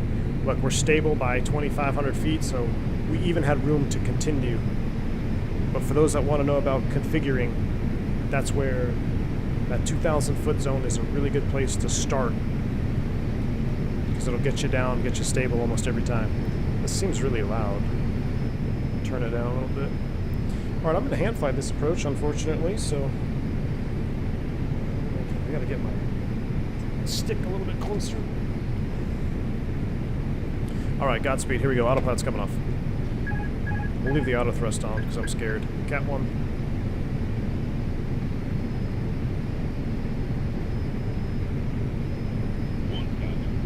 Stable, clear to land. Tyler Smith, no. As long as you don't smash it. You know, everyone wants a smooth landing, but you don't really look at landing rate. It's more so about G-load on touchdown. In reality, I should say.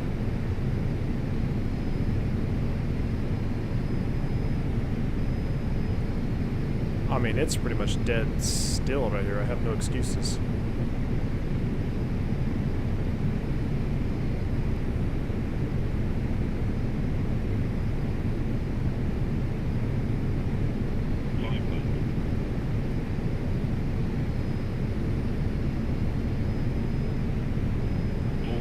There's a PLI that dropped down.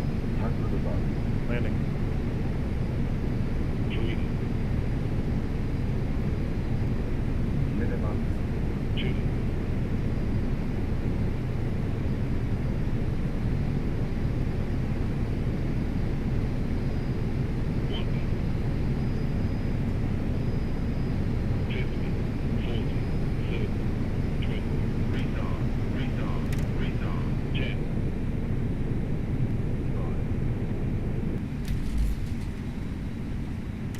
Spoilers. A little bit of a balloon there. Reverse green. Here we go. Here's 100 knots. I'm going to do one steady application. I'm going to come off them. 70 knots. Bring those reverse out to idle. 60 knots. My center line is pretty bad. It's my Pampers box. Sliding all over. We'll go ahead and store it. Oh yeah, we're definitely going to have to fix this before the next flight, or else I'll be all over the place. What do we get? 160 on the touchdown. 1.39. 0 feet from center line. That's pretty good. 54 feet. So we were 4 feet high coming over the threshold. But all in all, that's a pretty good first landing back at it, I think. Let's go ahead and clean up the airplane.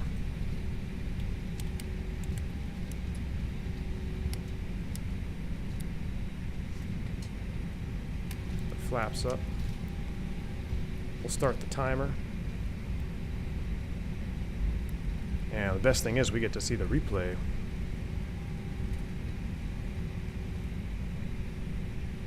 Ladies and gentlemen, welcome to Phoenix Sky Harbor, America's friendliest airport. We'll just take it in here, go to one of these gates. We won't even bother with the APU, we'll just connect ground power and call it good.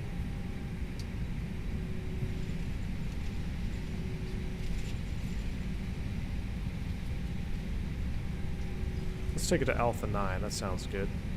Alright, safety zone looks clear. Taxi light coming off. We'll whip it around here.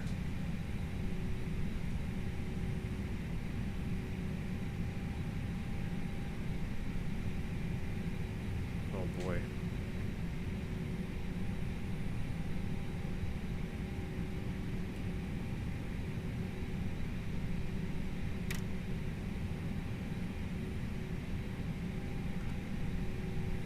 Can't see the line. This guy is not right. I am so crooked.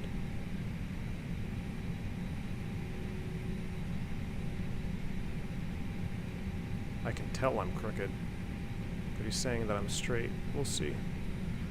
Southwest stop. Brake set. So for the door, brake set. Engine 2. Seatbelt sign. External power.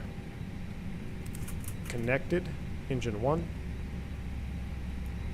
5% will kill the beacon.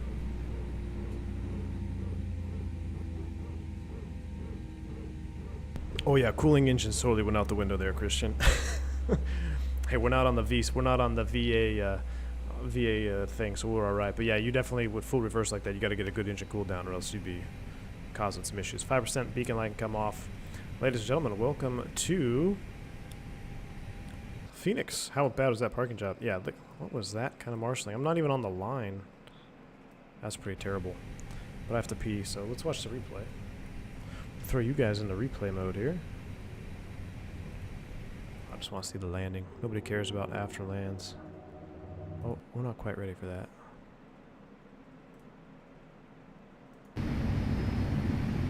Alright, let's enjoy this for a minute. This is the Nimbus, Jeffrey. Yes. Annie says, missed these so much I'd been considering playing a sail while watching my own replays. Hey, you want to, let's run sail just for fun here. We'll do another flight after this, I think, right? What do we got? 93 to 7 at 234 votes. I guess we're doing another flight. Phoenix, Denver? How long is that? Maybe we'll divert, make it shorter, but we'll see. I got the time. I'm just happy to be with you guys. We'll listen to a little sail on this replay. I'm going to use the bathroom, and then we'll set up the next flight. If you want to join me, feel free. I'll load up VATSIM as well. We'll be Phoenix, Denver. Let's call it Phoenix, Denver, VATSIM, 737 Fest. This is too much fun. I've missed this. Look at that. I just got slow-mo this shot right here. Jungly, Miss Jungles. This livery is absolute juice. Really need another one.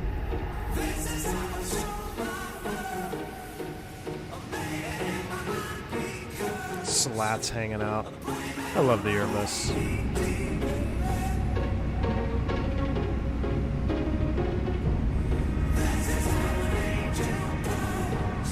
Pay close attention to the Carta reversers. I'll get you right up on the door here.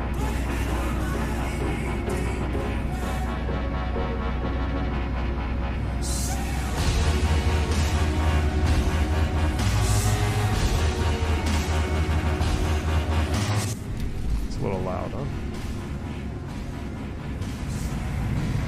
Oh, yeah.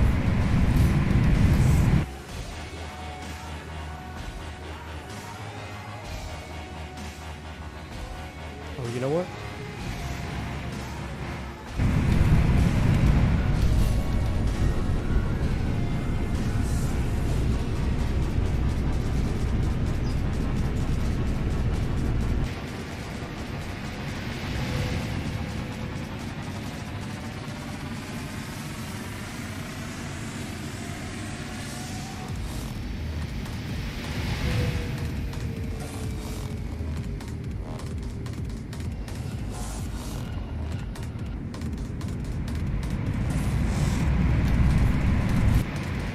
Yep, cactus livery, Andy.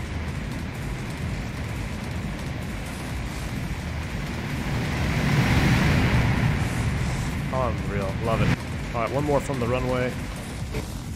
Just because I like the fly over here, and then I'm going to set up for the next flight, guys. V1 bird on final. Missed this. Maui X, I have no idea what the route will be yet. I'm just going to do whatever SimBrief gives me. Slow-mo touchdown.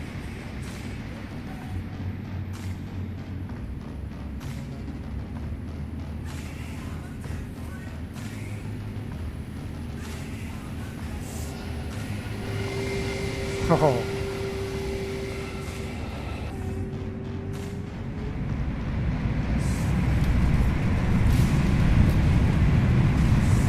Love it, love it, love it. All right, let's wrap this one up.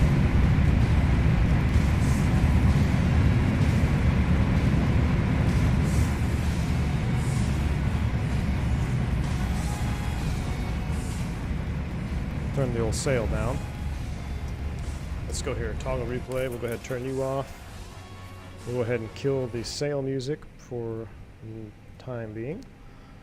And I'm going to give you guys the Be Right Back screen. So here's what we're going to do, guys. I'm going to load up at gate. I'm going to pick one here because I actually have a memory as a child. Which gate was it? I think it was right here. I'm going to load up at B4. So if you are going to join me, try not to use B4. I'm going to load up at B4 in the 7.3. And I'm going to give you guys a Be Right Back screen. Give me, maybe less than 5 minutes to use the lav and get the flight loaded up. And I'll see you here on the next one.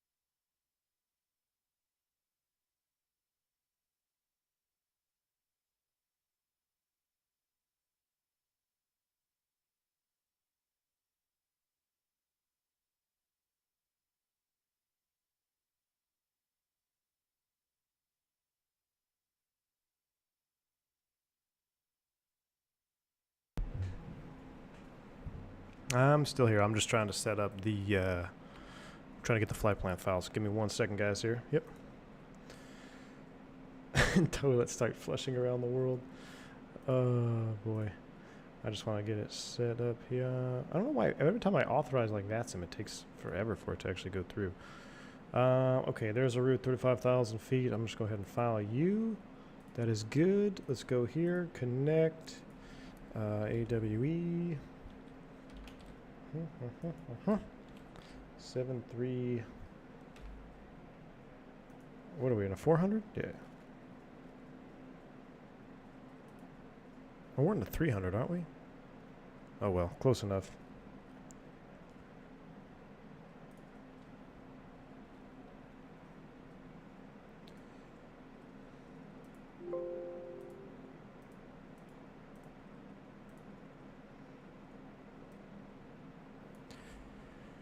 All right, so we should have audio now. You guys are back with me on the audio? Yeah.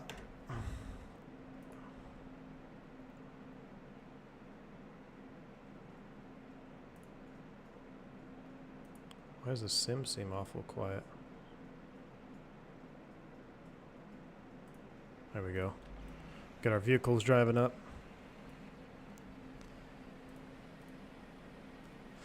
Nowhere in Aaron Hastings.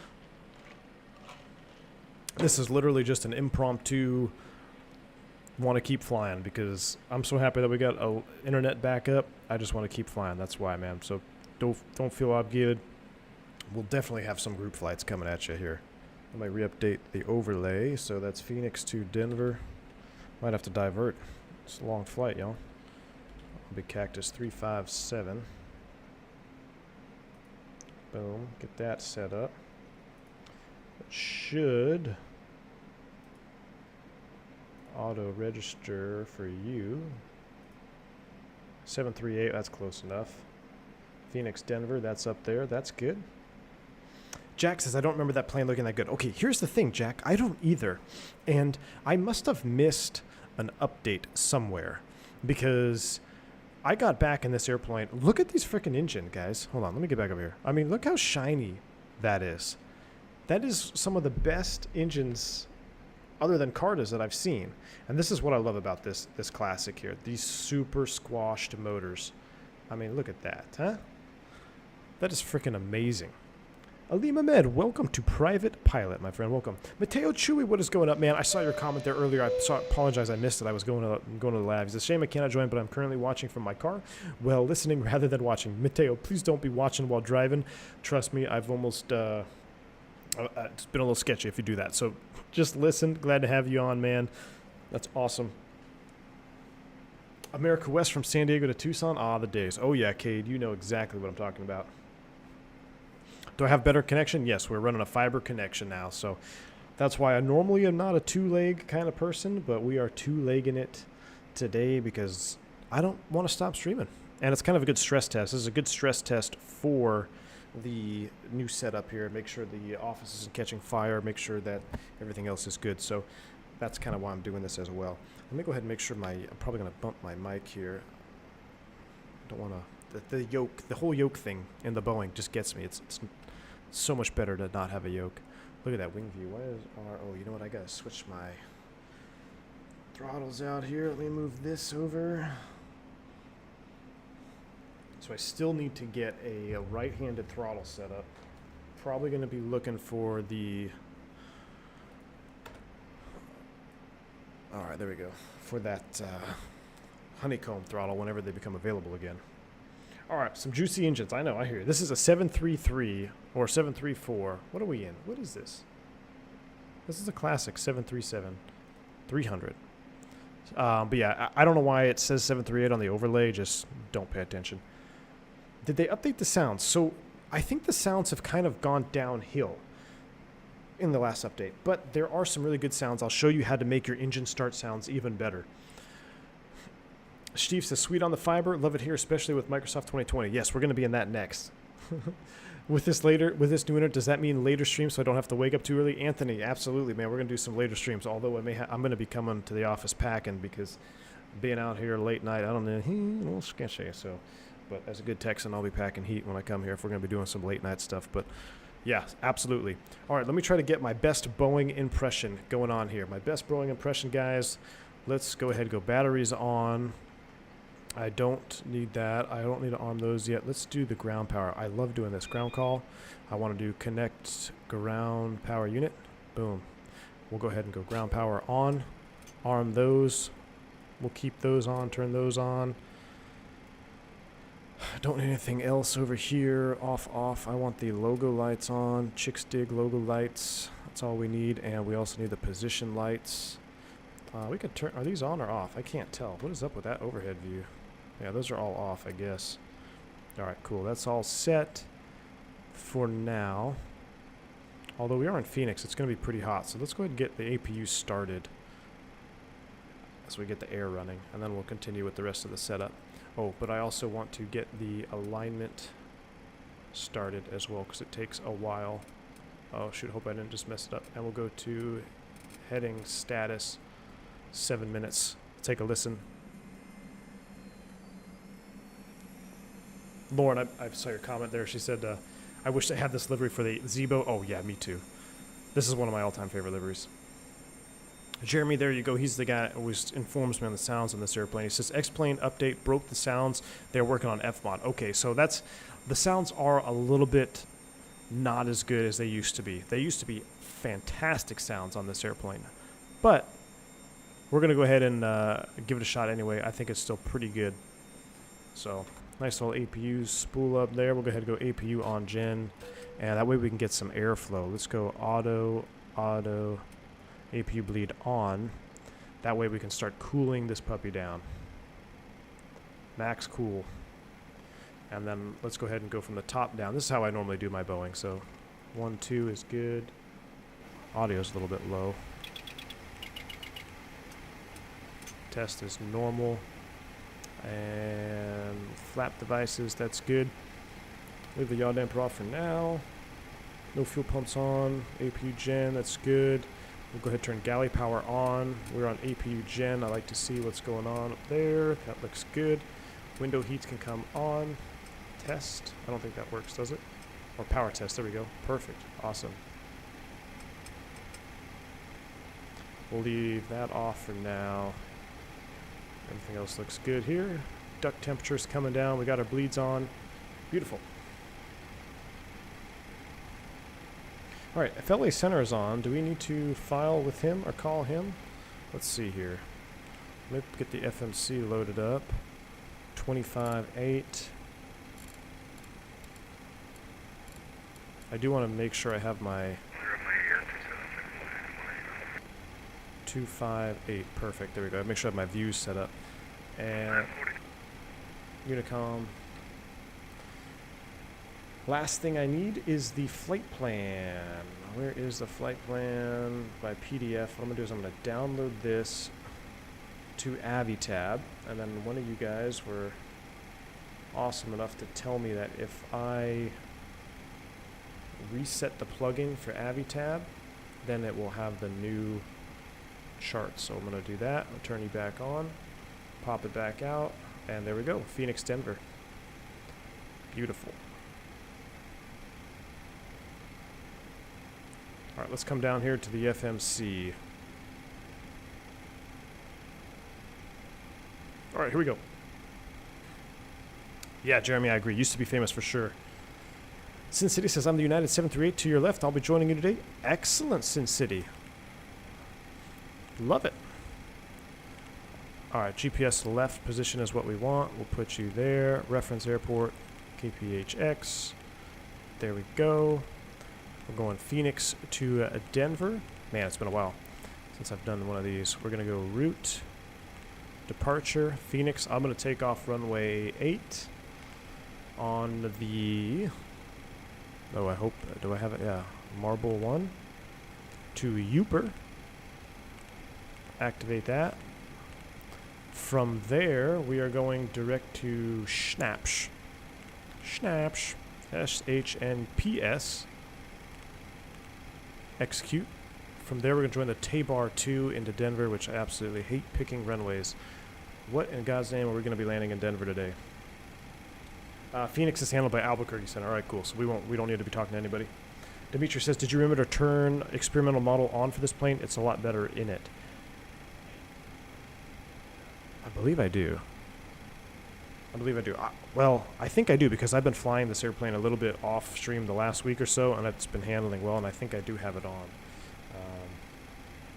I don't want to reset it now if it's not, but hopefully it'll be all right.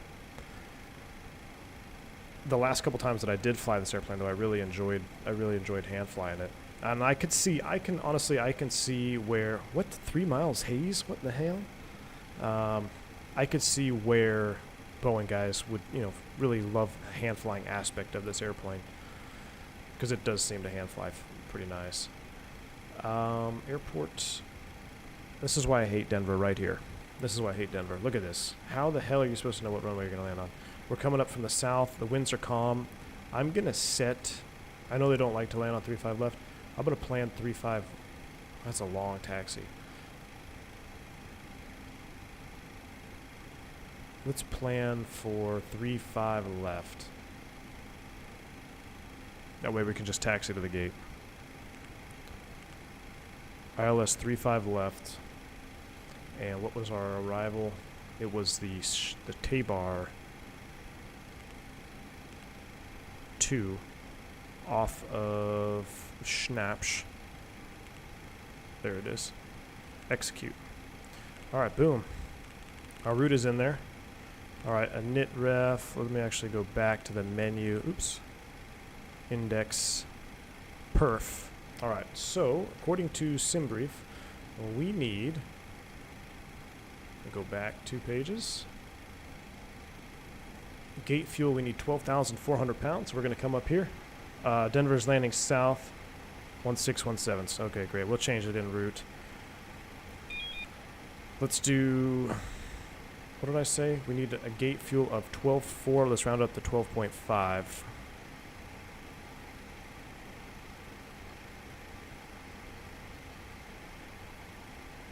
We'll actually defuel. We'll do realistic.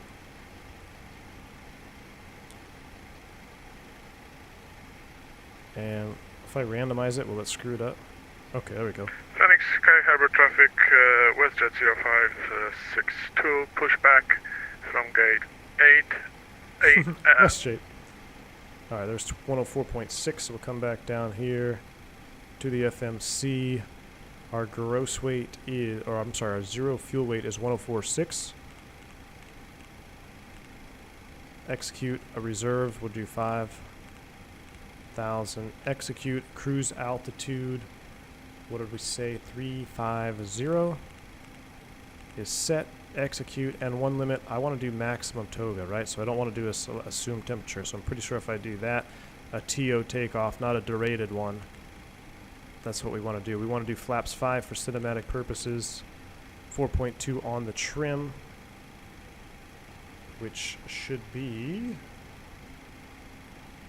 where's my trim on this thing?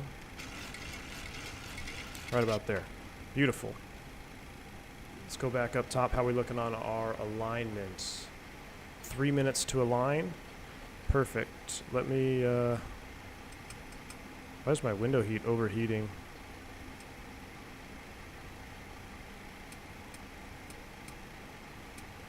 There we go. Maybe I screwed it up with the test. Computer heats can come on. Yaw damper can come on.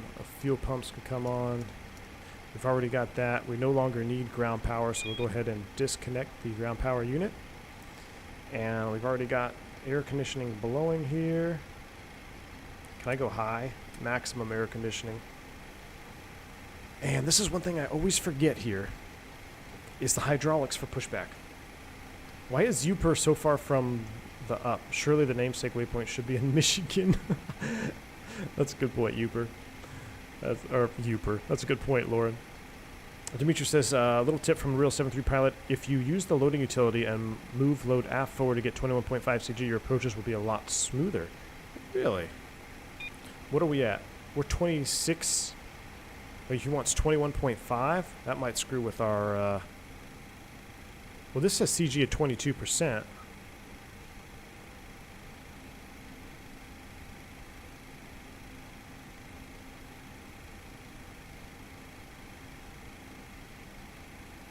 4.2, 4.2. Oh, so maybe this is just a load sheet. So, in fact, if I load it properly, then this will be correct. So we have 4.2 trim here. This is what we're actually setting. This is our aircraft CG, which matches our load sheet, 22. Close enough to 21.5. So good tip, Dimitri. Thank you. Hopefully that'll work out. Trim 4.2 units, which we have, correct? 4.2 units, close enough. And let me verify my push to talk is not, oh, we don't want to use that, so we're going to have to bind that. So real quick here, what am I looking at? The ProFlight yoke, Alpha Flight Controls, edit, do nothing, apply, done. And then I come over here, I'm going to bind this one. There we go. We got the radio check set for that. That works. All right, we're just waiting for the final alignment. And I'm going to put you back to map mode. Waypoints, nope. Route data, we'll put that on there. Sparky. All right, things are looking good. Top altitude, we don't have any ATC departing with us, so we're going to set this up top altitude. 22 is default. In Boeing, you have to do it yourself. Oh, gosh. See, this is already too much work. Winds are 200 at 4. Should we depart 26? We can. It'd be a shorter taxi, right? We can flip that around. I'm going to set 350. Is it 250 in the window? Let's set 250 here. I'm going with the old school round gauges, of course. Are there any other gauges? 250. Let's go ahead and change that. If they're 200 at 6, I'm going to do that right here. We'll go departure. It's just a lot shorter taxi too. 26. Execute.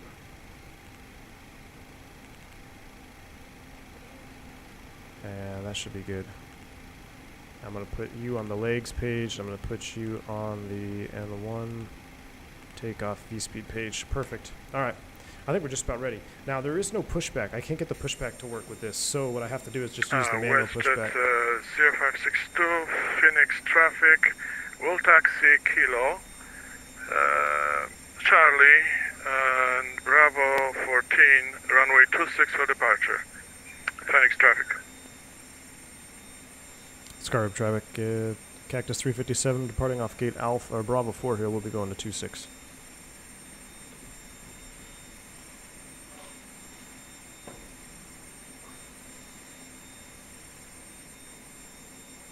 Don't try and fly there. CIU is pretty boring. B-52 landing station, the really only commercial airport up there. Wow. 1 or 2 CRJs to Detroit is all they get. Jeez. Oh, UP. Upper Peninsula of Michigan. And I'm a Uper by blood at least. I gotcha. You set V2 speed there, Andre?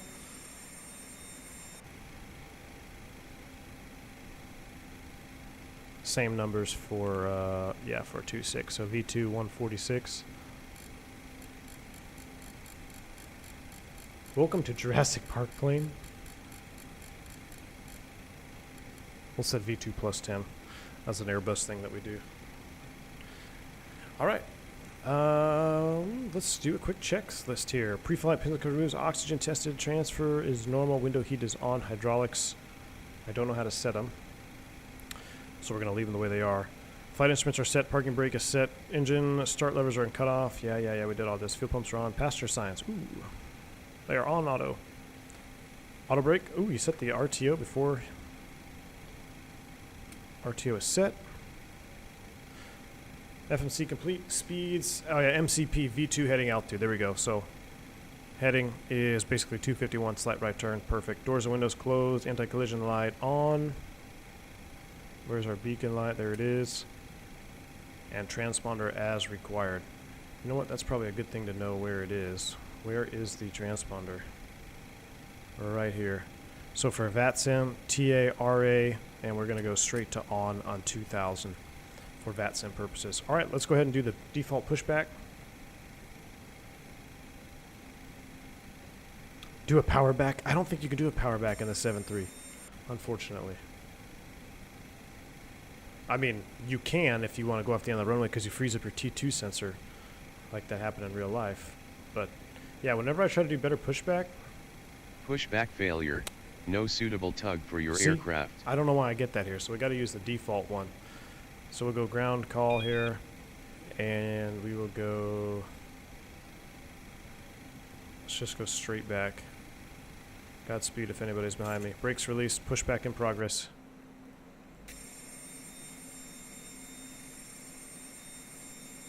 So the sounds used to be absolutely fantastic for startup. But what I'm going to do is I'm going to keep the cockpit windows open. If you open the cockpit windows, the engine start sounds are pretty good. So we'll go ahead and open the cockpit windows. Plus it's hot. Let's go configure it. Our bleeds here, we're going to go off, off, open, and we got bleed pressure. And let's go ahead and turn 2 like you Boeing guys love to do so much.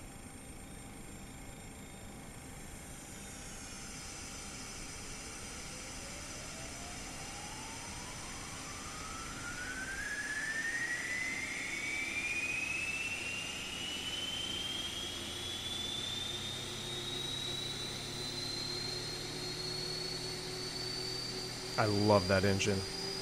Dougal, you getting out of here? Not a problem. Yes, Dougal, we'll be in touch, man, for sure. You have a great rest of your day, my friend. Thank you for being here.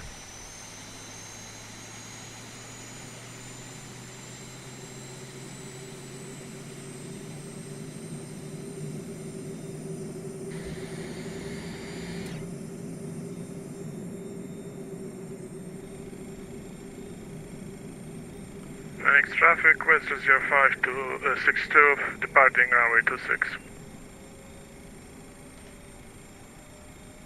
Is that the end of pushback? We'll go ahead and set brakes.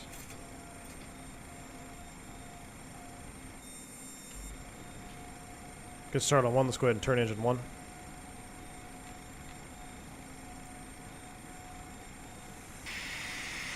I do love that sound of that bleed valve opening.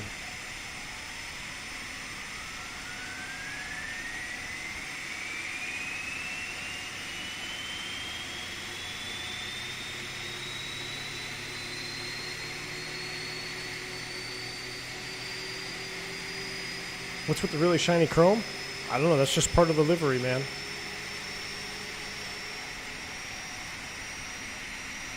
Fuel.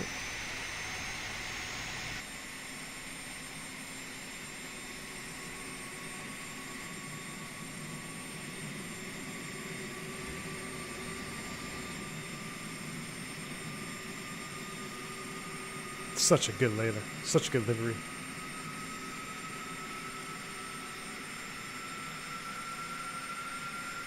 Anthony says this is nostalgic for you. First plane you ever on was a 733. Absolutely, man. I get nostalgia with this airplane.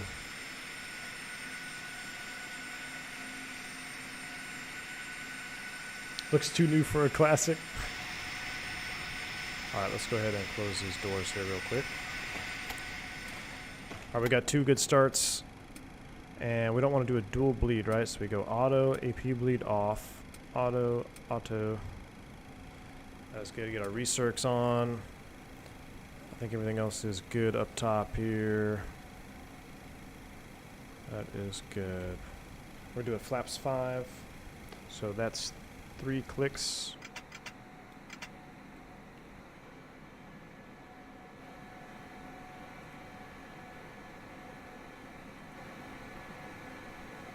Robert S. says, welcome back to civilization. Thank you, sir. There's a United taxi now. I love these wings. The classic wings with no winglets are just awesome.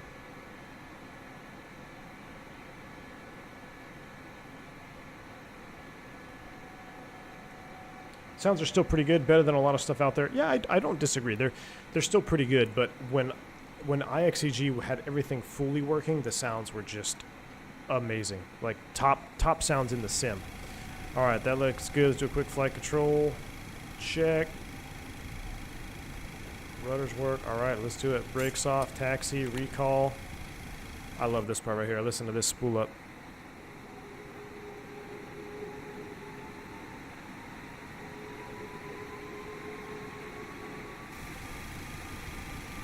I love that. So he's on line 2. What I'll do is maybe Phoenix actually.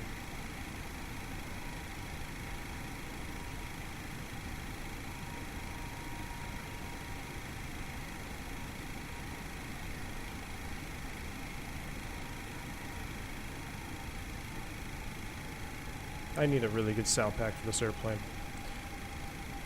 Sky Harbor traffic, Cactus 357. We're at Lima. Going to taxi runway 26 via Charlie 10 Bravo, Sky Harbor. So I got to get on the line so I don't hit this guy here.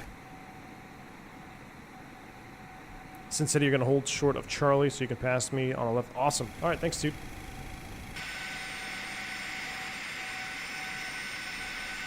Look, so there's an NG. You can pass me on the left and take priority.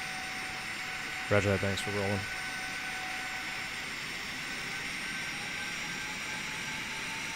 Look at that, NG versus a Classic. Classic still has my heart. Dimitri says my first plane was a Boeing 717 with Olympic Airways back in the 70s with the miniskirt flight crew uniforms that today would have been grounds for lawsuits. Yes, sir. Oh, Dimitri, the good old days, my friend. Alright, clear left. We're Charlie 10, Bravo, out to 26. Let's run a couple checks here. Before taxi, generators are on, pitot heat is on, anti-ice as required. Packs are auto, isolation valve auto, start switches. Continuous. Recall, checked. Start levers idle, flight controls check, ground equipment removed, flaps as required, APU is off before takeoff, flaps set green, trim, cabin call given. What do they do, little cabin call before takeoff? We can go ahead and get our flight directors on. And can we do LNAV? Oh, we can't do LNAV or VNAV on the ground, right?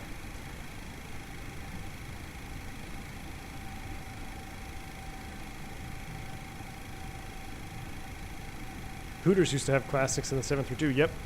You know, Southwest actually had miniskirt flight attendants as well, Dimitri. And that's when you got in trouble, man. Jeremy, I agree. The wing textures are phenomenal on this airplane. I love this little bump right here, too, on the... I don't even know what that is. But it's just... I remember looking at that as a kid, sitting in the window. Aleem says your first was a 74200. Awesome. Phoenix traffic, Air Canada, 1054 landing, runway 8. Ooh, Air Canada coming in. He's landing 8 though. Oh boy, we'll hold short of 26 on Bravo 13.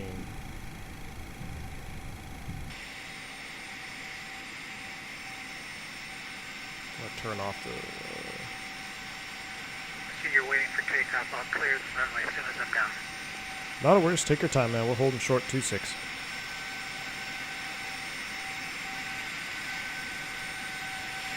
Oh, no, pressurization is not set. You're right. Thank you, GNR. We're going to set that here while we hold short.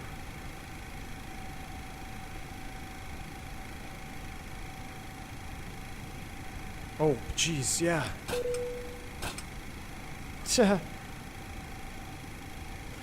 Forgot to trip the generators, like the most important thing that everybody loves to do with their Boeing. Do their generator trips. Alright, we'll go ahead and kill it here. Brake set, taxi light off. Let me go back up here. Now we can kill the APU. Goodness. Gen 1, Gen 2 is good. There we go. And pressurization, we're going to go flight mode. And we're going to set 350. Whoever did that, you just saved us from passing out. Appreciate you. Landing altitude Denver is like 5,000 something, right?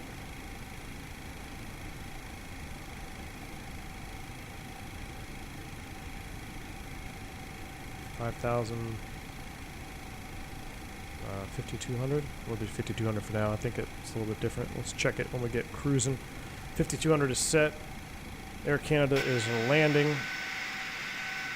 There he goes off the runway. Air Canada is clear, runway 8, taxiway. Demetrius says when you fly the A350, the wing textures are disappointing. I know. It's disappointing. Sky Harbor traffic, Cactus 357, lining up runway 8, Sky Harbor. Alright, let's get out of here, y'all. Turning on all the lights. NFG.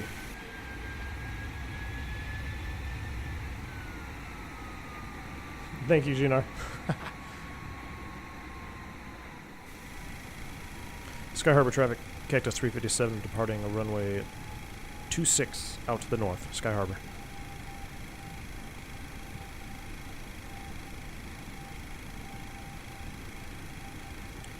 Probably would have been a good idea to look at the departure, make sure we actually had everything set up, but this is not really, this is kind of like an after dark stream here. We already did our official Airbus stream.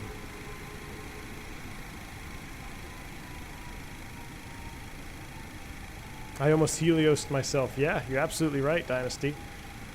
Alright, here we go. Let's spool them up.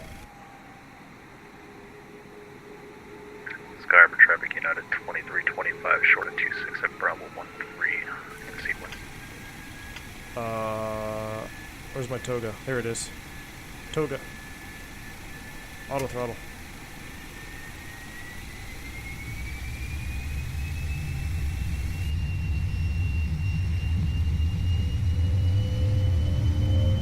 That is sick. That is sick. That sound there, those CFM starting to whine, that was straight juice. Throttle hold.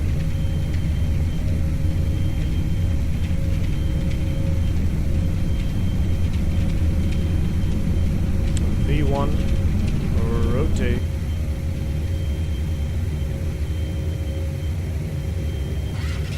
Positive rate, gear up.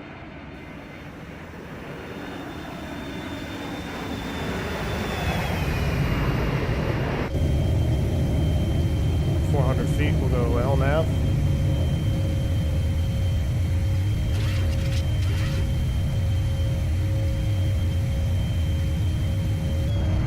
Listen to those engines working.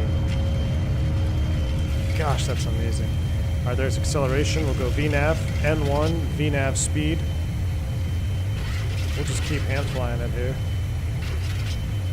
Gee, hand fly is really nice. I'm not gonna lie, that engine sound on departure, when it really started ripping, flaps 1, was one of the juiciest things I've experienced on X-Plane in a while. Because I wasn't really expecting it. Edwin Lee says, I'm still watching the 321 stream, I'm just old and slow. No worries. 2325 departing 26. Edwin, it's all good, my friend. Flap 0. Oh, almost sounded like a trim runaway there. Where's my trim stop working? There we go.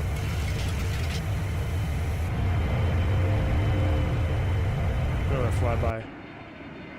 Got that United taking off behind me. Beautiful.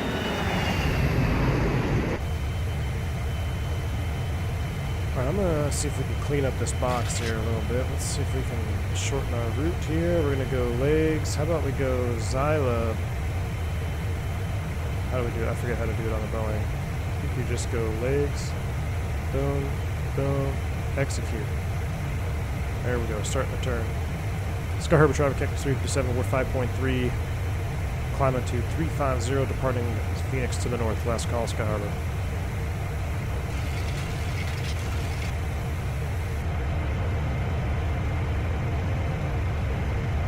New emoji idea, V1 flyby. Anthony says I'm going to make me buy this thing if I keep it up. Might be. Oh yeah, after takeoff. RTO, thanks Dimitri. And that goes up and off as well, right? There we go. Let's go Command A for Autopilot 1. And zoom our range out a little bit. I should have had terrain mode on. I know there's a trick to this. There we go. Oh, that's not terrain, that's weather. What the heck? Weather off.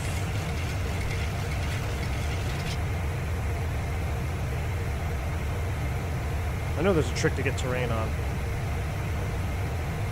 Another flyby.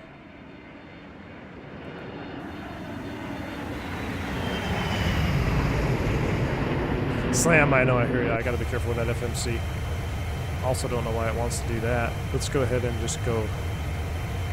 Let's redirect us. Execute. Boom. Now we're in the left turn.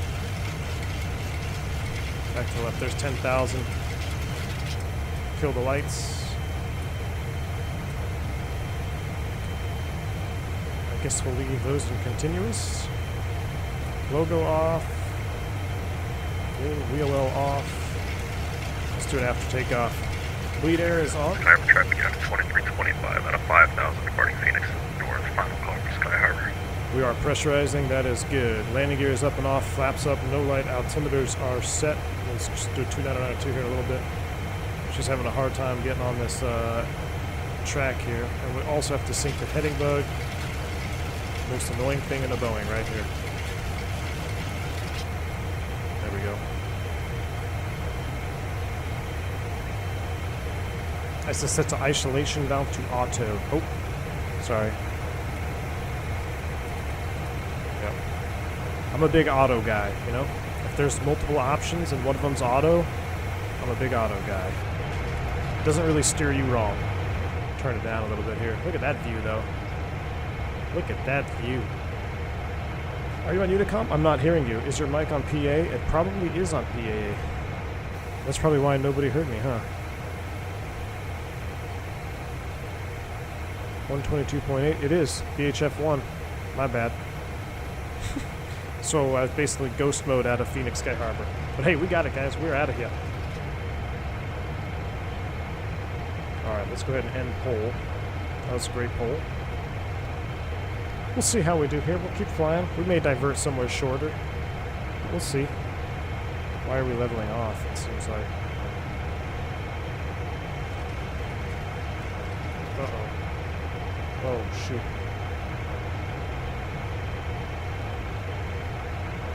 Avitab almost killed me. It's having a hard time with the VNAV speed here. N1, VNAV speed. LNAV. Start switches to off. Oops. Almost just tried to start one. That's not good. Everybody's alright. Man, it's really struggling with the speed. Look at this.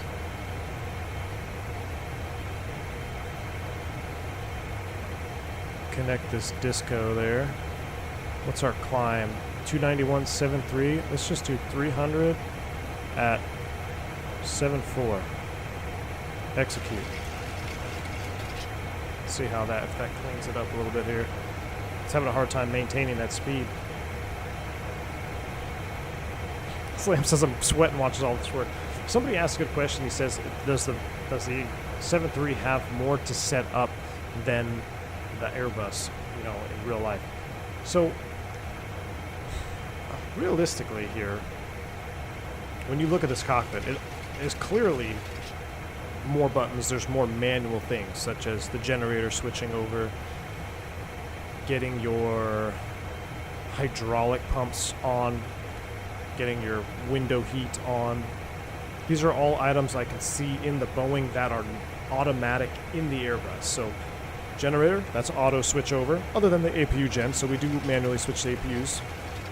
We don't mess with our hydraulics, so hydraulic, that's something you have to do in addition. The anti-ice, or I'm sorry, not the anti-ice, but the wing heats, or the window heats, and the pitot-static heat are all things that you don't touch in the Airbus. They're all automatic. And of course, your bleed and isolation for engine start, and your pressurization. So, while there's not, I guess, the way you asked the question was, is there a lot more to set up? Realistically, in the Airbus, you are still checking these. Like, you're going to the E-camp, you're checking that your pressurization is set. You go to the E-camp, check that your hydraulics are set. You check your bleed page to make sure you have proper bleed. So you are checking the same things, but as far as switch manipulation, yeah, there is no doubt that the Boeing, you're going to be manipulating more switches in the Boeing than the Airbus. Like, there's no doubt. But it's not, I wouldn't say that, you know, you just blatantly don't do those things. Maybe it's time for a level change. Yeah, I'm about ready to do that, Dimitri. Look at this thing. It's all over the place here. Let's just do level change, 300 on the speed, up to 350. Okay, now we're descending. Airplane, what are you doing? XP right there. Bueller?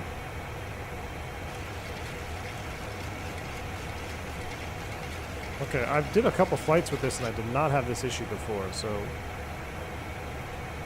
let's go speed, MCP speed.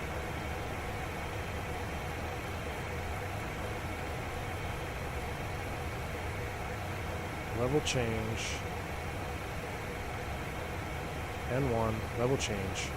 N1 MCP speed. What is going on here? Do you need both autopilots to work?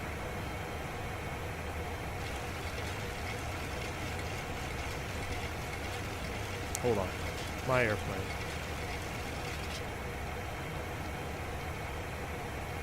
We're gonna do this here. Let me just get everybody happy here. I'm gonna disengage you.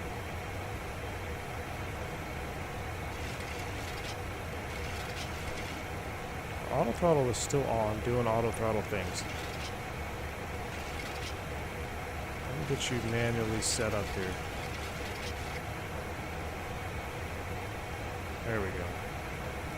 You're nice and trimmed out. Look, if you want to climb out at 280, we can do 280. Okay. LNAV. VNAV. No, I don't want VNAV. Level change. 280. Command A. Now do your job. And we're descending. What's going on? I have you 5x5. Go back to VNAV speed. The French accent. Automatique.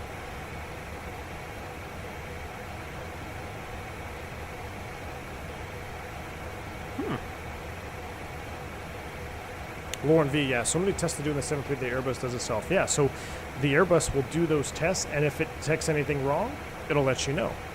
But yeah, in the 7.3, you literally have to go up to that switch or that panel and physically test the situation. So, all right, I think it's calming down now a little bit. It was really just it's still chasing. It's oscillating pretty good. I don't know. Maybe we messed up our CG somehow.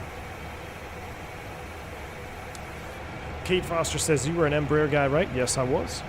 What was that like? The Embraer is a fantastic airplane, man. It really is. The 170, 190 are awesome airplanes. I mean, they are very advanced. They're new airplanes, right? It's newer technology than the Airbus. The VNAV profile in the Embraer is a huge help. I mean, if you're coming down a VNAV arrival, I always use Washington, D.C. as an example because that one, like the Freedom arrival, there's a few other ones that have multiple speed and altitude crossings, and they are changing every single one, every single fix. So having that VNAV profile where you literally just look at your ND and you could see the descent angle in the Embraer showing that you're meeting each and every single one, it is a huge help, especially if you get vectored off that arrival, which is very common in the States. You get vectored off of a VNAV star or arrival, and then they vector you direct to a fix later on, and then you have to comply with the restraints later on. That profiling on the Embraer was really good for that type of stuff. The Airbus is much more rudimentary, where you got to use your 3-to-1 math. You have to reset the descent point sometimes because it has a hard time. Well, it doesn't have a hard time. It cannot do a true VNAV. It gives you a geometric path and then an idle path, and that's it. So it is lacking. But now the FMS2 that is coming to the Airbus is going to be a game changer for sure when we talk about VNAV. But the Embraer is great. Drew says, gotta go. Hey, not a problem, man. You get out of here. I'm surprised y'all are still here anyway. This is just, I didn't want to stop flying X-planes, so we're continuing on. And if anything, this will be a very good stress test for the internet here and the office. Andy says, if I spend too long in the Airbus now, this and the Zibo really confuse me. I forget to do a lot of things. I can see that, Andy, and that's a good point, because in the airline world, you cannot, unless you're there are some very unique circumstances where you will be allowed to be current on multiple airframes at once. But as far as a line pilot goes, you only maintain currency on one type rating at a time. So even if you have a dozen different aircraft in your fleet, you're only authorized to be current and trained on one aircraft at a time. And that is exactly why, because yes, you start to forget things, or you go back and forth. And that's one thing that's amazing about the X-Plane community and you guys that fly all these different airplanes and the streamers. I'll use XP72 as an example, just because I was on this podcast, and I think we're all pretty familiar with him. He bounces back and forth between airframes every stream. And he has developed methods that, I pretty much do the same thing, that, in all these different airplanes. And he is very good at keeping all those methods that he's developed current in those different airframes. Whereas me, I'm always flying the Airbus, and then when I step into something like this, you guys saved me. We almost went Helios mode. I forgot the pressurization, or we're struggling here with the VNAV. So you guys that fly all these different airplanes all the time, you guys are actually working harder than a lot of us do in the airline world, because, we are only asked to maintain our currency on a single aircraft. Now, there's a lot more that we have to be current with that are not applicable to flight simulation, such as regulations and just all the boring stuff that no one really wants to do anyway, that you have to have a knowledge base on. So that takes up a lot of your memory space. Do we have a cabin this time? I think we do. We'll just make sure we're not crashing here. We're not crashing. Are we going to be too heavy? What's the... Does this tell you, like, your...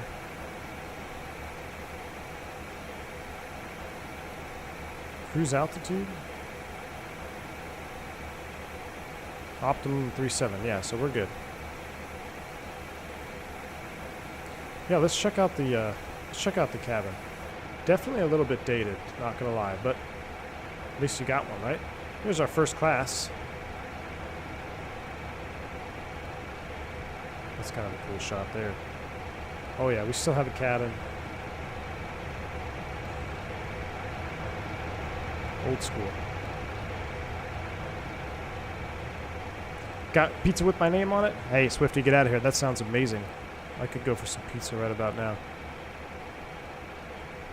Let's tinker back here for a bit. Lauren says the A350 has a similar sort of vertical profile.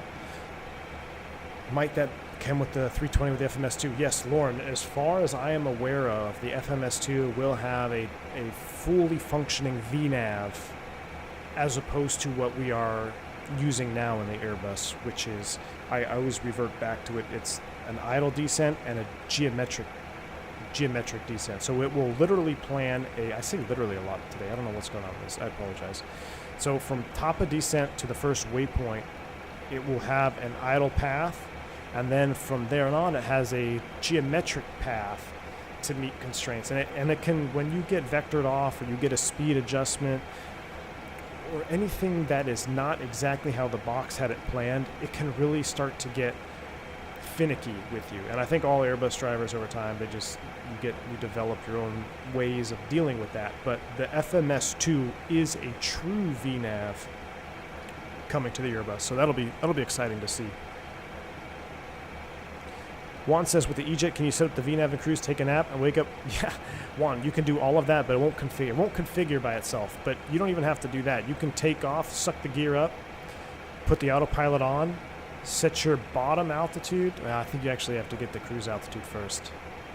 I think you have to get the cruise altitude first. But you can take a nap, have the FO set the bottom altitude after you reach cruise, go back to sleep, and it'll wake up on final, slowed at your flap speed for your next flap setting. The Embraer is a very, very, I don't want to say easy. I mean, it is an easy airplane to fly, but it does a lot for you with its FMS. It has the capability of true VNAV, true descent, decel, configuration changes. It's got all that for you.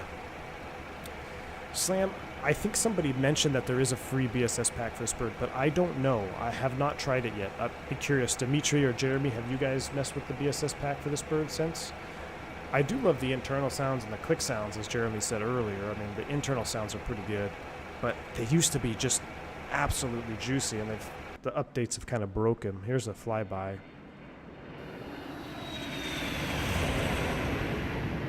The flyby is still pretty good. That's still pretty good. Let's look at old America West in full glory here. With the Grand Canyon in the background. It doesn't get much better than that. Let me turn it down a little bit. Yeah, that does not get much better right there. Look at that shot. Yes, Jack, the 7576 is the same type rating, just the difference is training.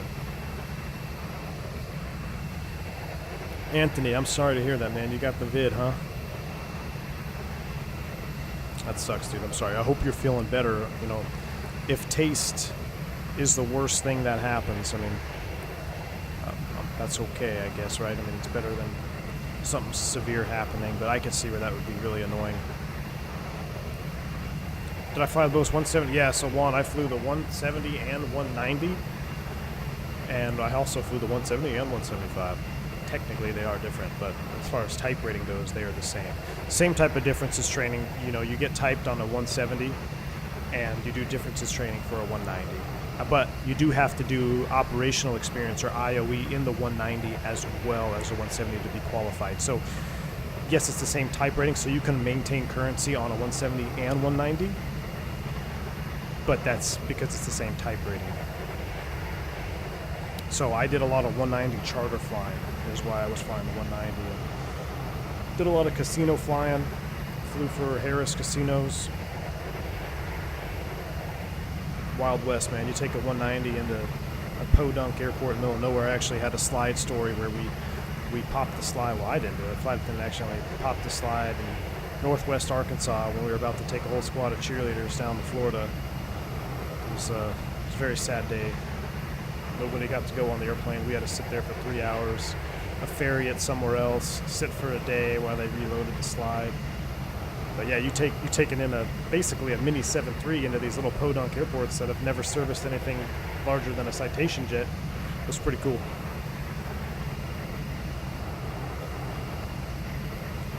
Good night, PD from Nepal. Craftgar, welcome to the stream, dude. Man, I haven't seen you in a while. I hope you're doing good, brother. Hope your family's good. Hope your kid is good too. My kids are running wild these days, man.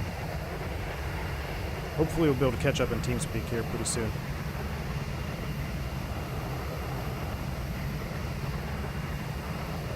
Chris says the antique nature of the 7.3 seems like an ironic consequence of Boeing having built a great airplane.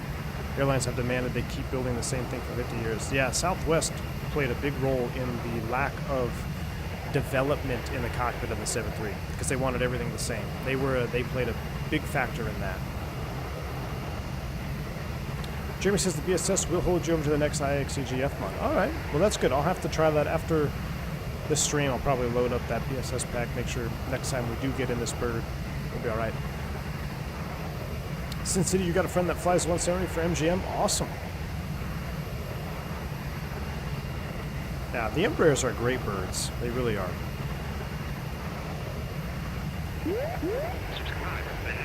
Thank you for the subscribe. Appreciate it. Nick. Have I ever been in a situation where I got dangerously low on fuel? Tyler, yes, I did. My most recent podcast for members, I talked about a situation where we got pretty low on gas.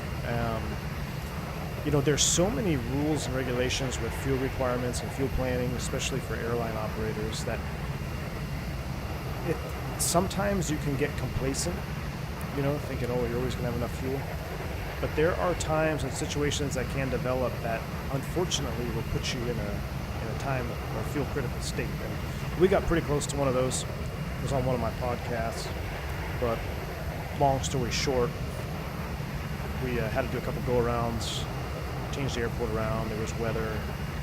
Basically boiled down to we have to land at that airport because we no longer have enough fuel to go to our alternate. So That's what you don't want to do. You don't want to pigeonhole yourself, but sometimes it happens. Ironically, the fuel procedure where I currently work changed not too long after that, as far as min requirements and things like that. Anthony, that's good to hear, man. Air quality in Central California, my lungs couldn't get much worse. Anthony, well, I'm glad to hear that you're going to be all right, man. Jeremy, did I see a question about fly-by-wire and pitch? No, let me scroll up, dude, now that I'm finally relaxed here in cruise for a minute. Does fly-by-wire automatically compensate to prevent pitch changes because of flap extension and power changes? Okay, so that's a loaded question. Let's talk about power changes first. Yes, it will compensate for power changes. You'll see the trim running. So example, say you're 250 knots level, autopilot off. If you go full Toga, the airplane is going to attempt to maintain 1G. You have to remember, it's striving for 1G, right? Not necessarily level flight as we know it. It's all about maintaining 1G. Now, flap extension is an interesting one because if you look at the fly-by-wire system and you really dive into the mechanics of how it works, theoretically, you are correct. If you retract the flaps, the airplane should not really make a pitch change for you, or you shouldn't have to make a pitch change. The THS should run the appropriate direction and keep the flight path wherever it was last put at 1G. However, I will tell you from real-world experience, and any Airbus driver can attest to this, is that when you do retract the flaps, specifically on takeoff, you go flap 0, you do add a little, I find myself adding just a few forward bumps of the side stick to really kind of maintain the flight path that I want to be on. The trim wheel still runs, it still tries to compensate for it, but an airplane is still an airplane, it's still mechanical, right? That trim's still got to run, the THS still has to move, and by the time that all moves and resets itself, you need a little bit of forward pressure on the stick during flap retraction. I feel like our airplane is doing things here that's making me nervous. Let's reset our heading bug.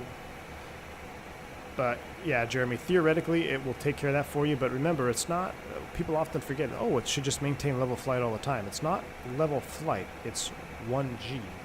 So it's always striving for 1G. If it's got to pitch up to maintain 1G, it's going to pitch up. I wonder if I'm getting some noise here. I wonder if that's what's causing this. See my side stick moving a little bit.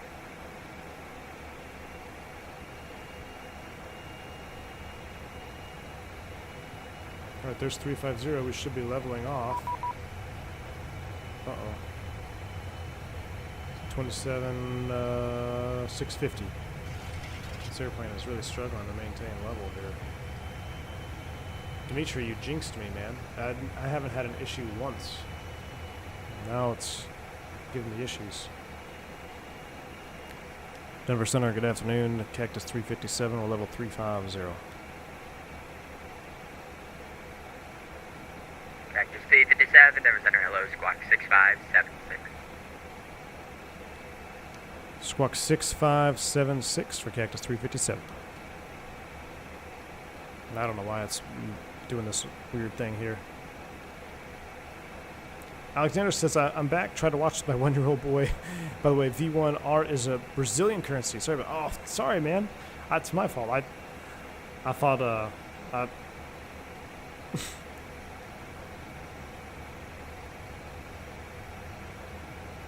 I thought I had it there. My bad. No worries, man. I'm out of practice. That's the thing. Since today, I got about 15 nautical mile separation. Awesome. I wonder if I pull you up here on the map. Let's see. Should be able to see. Yeah, there you go. Behind me there. Perfect. Good deal, man.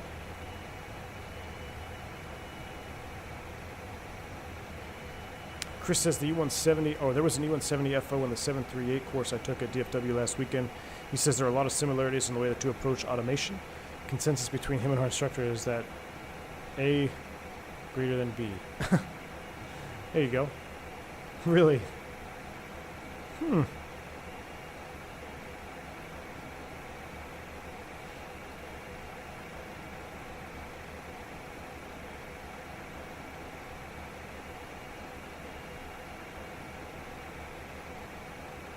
Yeah, so the E-Jet, I was just catching up what you guys were talking about. So the E-Jet, or the Embraer, the 170, 190, it has fly-by-wire pitch, but roll is traditional.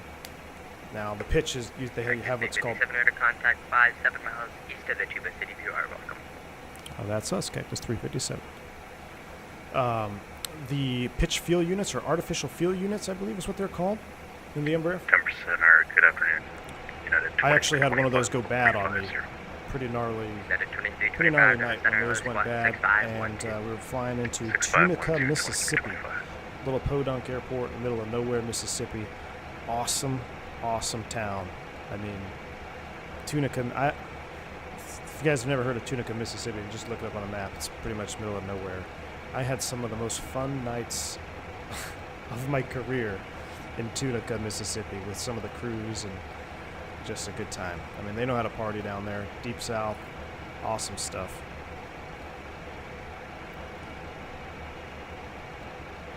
Since I was talking about Embraers, can I ask if you have any tips for controlling takeoff power on the FCOM so the plane doesn't get ahead of you?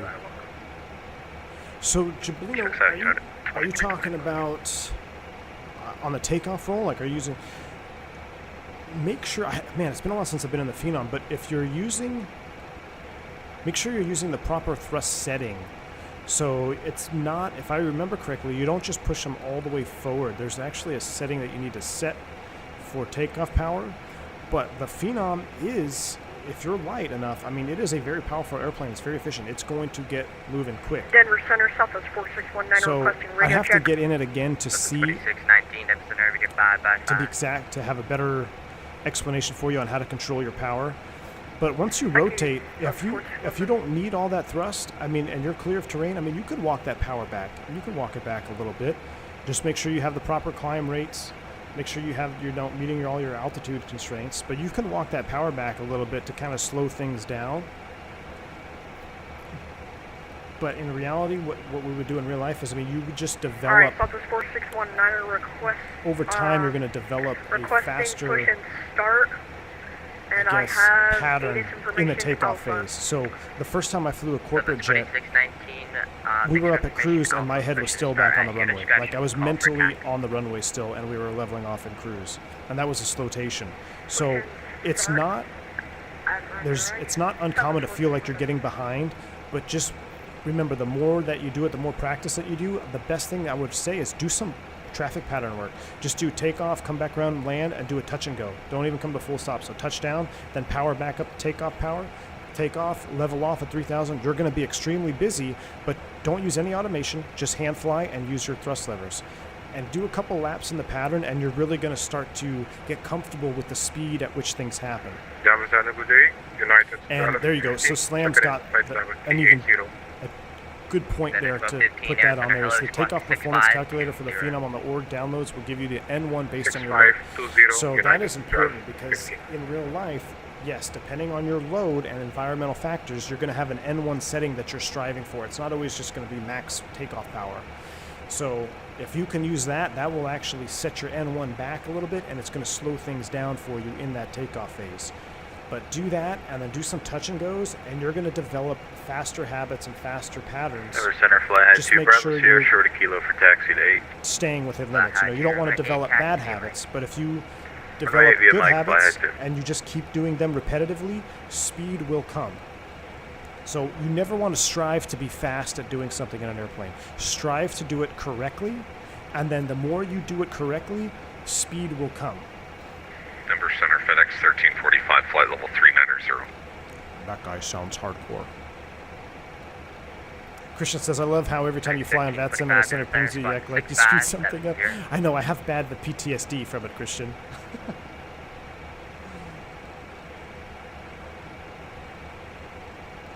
Juan says that plane can stop on a dime. Yes, so my first ever RTO, Juan, was in an Embraer 190 out of Halifax, Canada.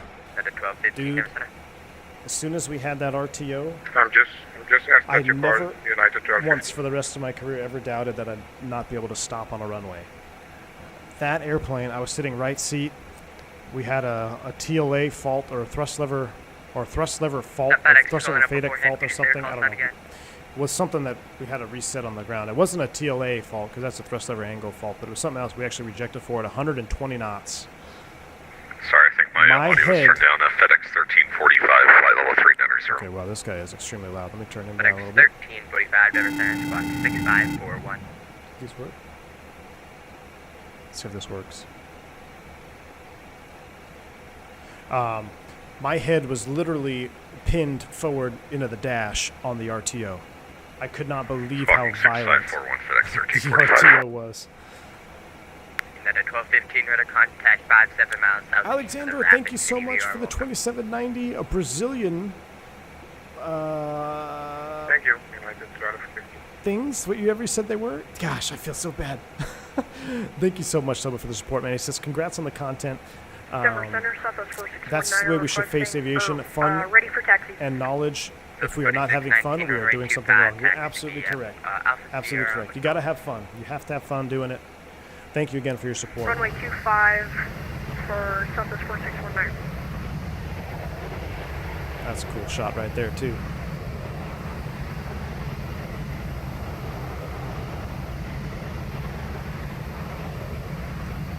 Yeah, we visited some small airports for sure, Travis. Northwest Arkansas was the one where we had the slide pop. She popped the slide.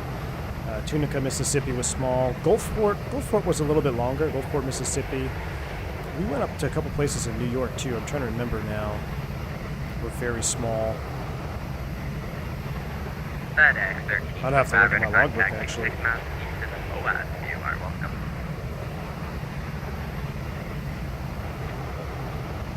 Steve says, I found a local guy to fly with in real life, a Cessna 150, better than being on the ground. Excellent. Brazilian Reels. Lauren, thank you. Thank you. Brazilian Reels. Thank you for getting that. It was going to bother me. We got it figured out now. Brazilian Reels. Thank you so much, Alexander. Appreciate it. But Steve, that sounds awesome, man. Heck yeah, 150. I learned, believe it or not, that was my first flight was in a Cessna 150. That's what I learned to fly on initially. My first 3 flights ever in aviation was engine fire on engine start, lost comms, and, you know, at the time I thought it was severe turbulence, but I'm sure it was just moderate turbulence. It felt extremely severe to me as a young kid, but at a very, very turbulent third flight. So those were my first 3 flights. Ever since then I was hooked. It's like, yep, this looks like something I want to do. I think the plural is real, singular is Brazilian real. Right, exhibit takeoff with 120. At least I know that it's Brazilian Clear for real. takeoff, Right. runway 8, fly head 2. Hey everyone, how do you like this plane? Worth the money. Arnold, so I don't even know what this airplane's going for on the store anymore. If you're looking for a 7.3 that is different than the modern, but not like that 737-200 with the JT8Ds and all-round gauges, I would recommend this plane. As old as it is, and I know the sounds are a little funky right now, there's just something about this plane that is fun. It's satisfying to fly, and I don't know what it is. I don't know if it's the cockpit, and you can change this. This is all customizable. You can use the little bit. I think I can change it in flight, right? Let's see. Yeah, see, you can go to, this is kind of the more modern engine indicating system. I like doing the steam gauge myself. But you can change that. You can do winglets. You can have eyebrow windows or not. There's a lot of customizations. The internal sounds are very good. The engine sounds, I will be the first to tell you, they are a little bit lacking. Ooh, we're missing some ortho right there. Let's go back to this view. Whoa. But it is fun to fly. I don't know why. I mean, maybe Dimitri or Jeremy can help me out, but there's something about this airplane that I can't put my finger on it. I get a lot of enjoyment when I fly it. So I would, yes, personally recommend this airplane. It has some of its bugs now. It had a major update and some things got broken, some things got fixed, but for the most part, it's flyable. I mean, it is not for the most part. It is flyable.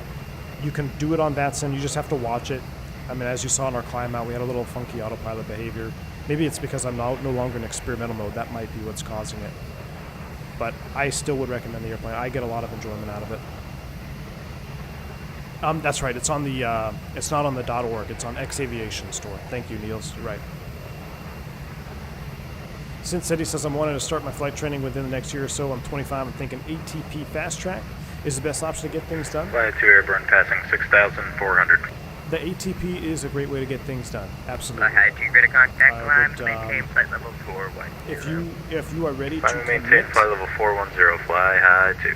it's expensive, and it's like drinking from a fire hose. But if you are ready to commit, then I would say, yeah, it's probably a good way to go. Now, I don't know if there is any type of end program involved. So, like, if you get all your ratings through ATP, do they have a guaranteed interview with you somewhere to be an instructor, or do they have, can you become an instructor and then you get a guaranteed flow to a regional?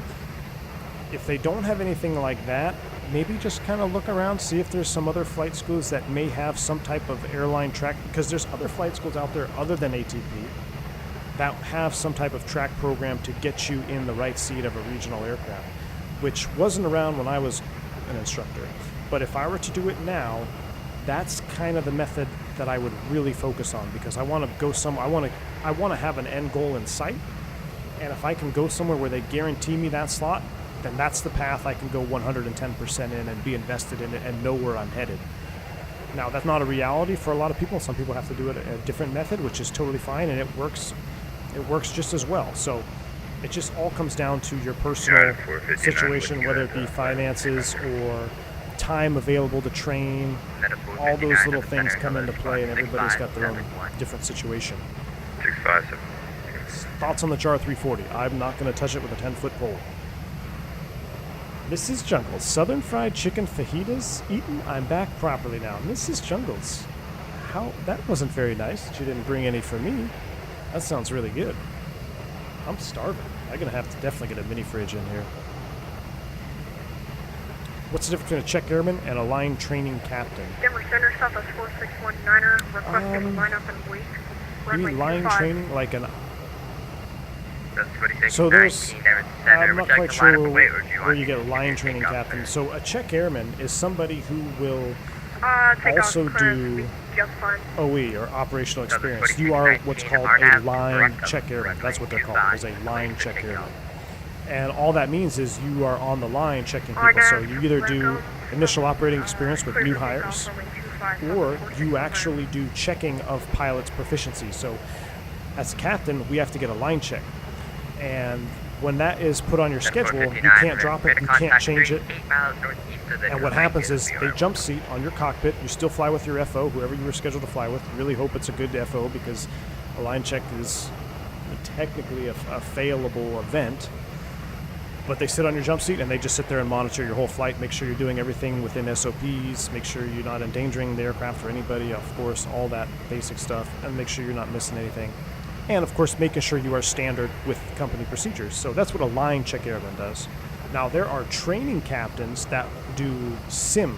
So sometimes we call them sim training, or like a sim instructor is what we call them, because they're not on the line training. They are in the simulator training, and they will either train new hires, they will train captain upgrades, they'll train recurrent classes. So you have your sim instructors, and then you have your line check airmen. That's how it's broken down in the U.S. anyway. Ahead. Look up. Here, take a cookie. Mike, okay, I'd love a cookie right now. Thanks. Sin City says they offer CFI after training, but I'm not sure if I want to go down the CFI route. It kind of intimidates me, to be honest. Hey, man, don't be intimidated by the CFI. The CFI is a great way to build time and build experience. And you think you'll know everything by the time you finish your commercial check ride, but trust me, you won't know the material like you would if you have to teach it.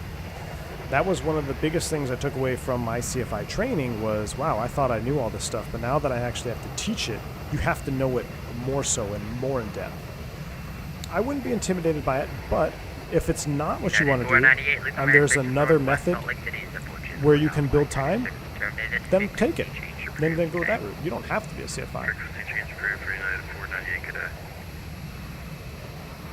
They also offer guaranteed interview with their partnered regionals if you do a CFI route. See, there you go, Sin City. So that's what I would be looking at mostly, is that guaranteed interviews with their partners after. That would look long and hard at that, my friend. Where are we at here? I'm gonna figure where we are. Pull up the maps. We're in the middle of nowhere where we are. Oh, I guess we're getting close to Denver. Alright. Things are looking good though. Cabin's good, everything checks out here. Now we're starting to get back into some fork boy. I guess we'll look at this view. That engine is so sick on this 7.3. Love it. Robert Hernandez, hello from Central Florida. Robert, welcome aboard the stream, man. I spent a lot of time in Central Florida here the last week. In and out of Orlando, in and out of Tampa. It's been a busy week of flying for me.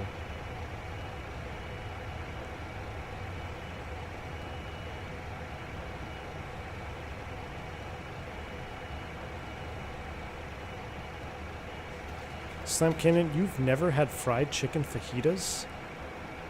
How are you an American? That's amazing. Fried chicken fajitas. Yes, sir. Sign me up.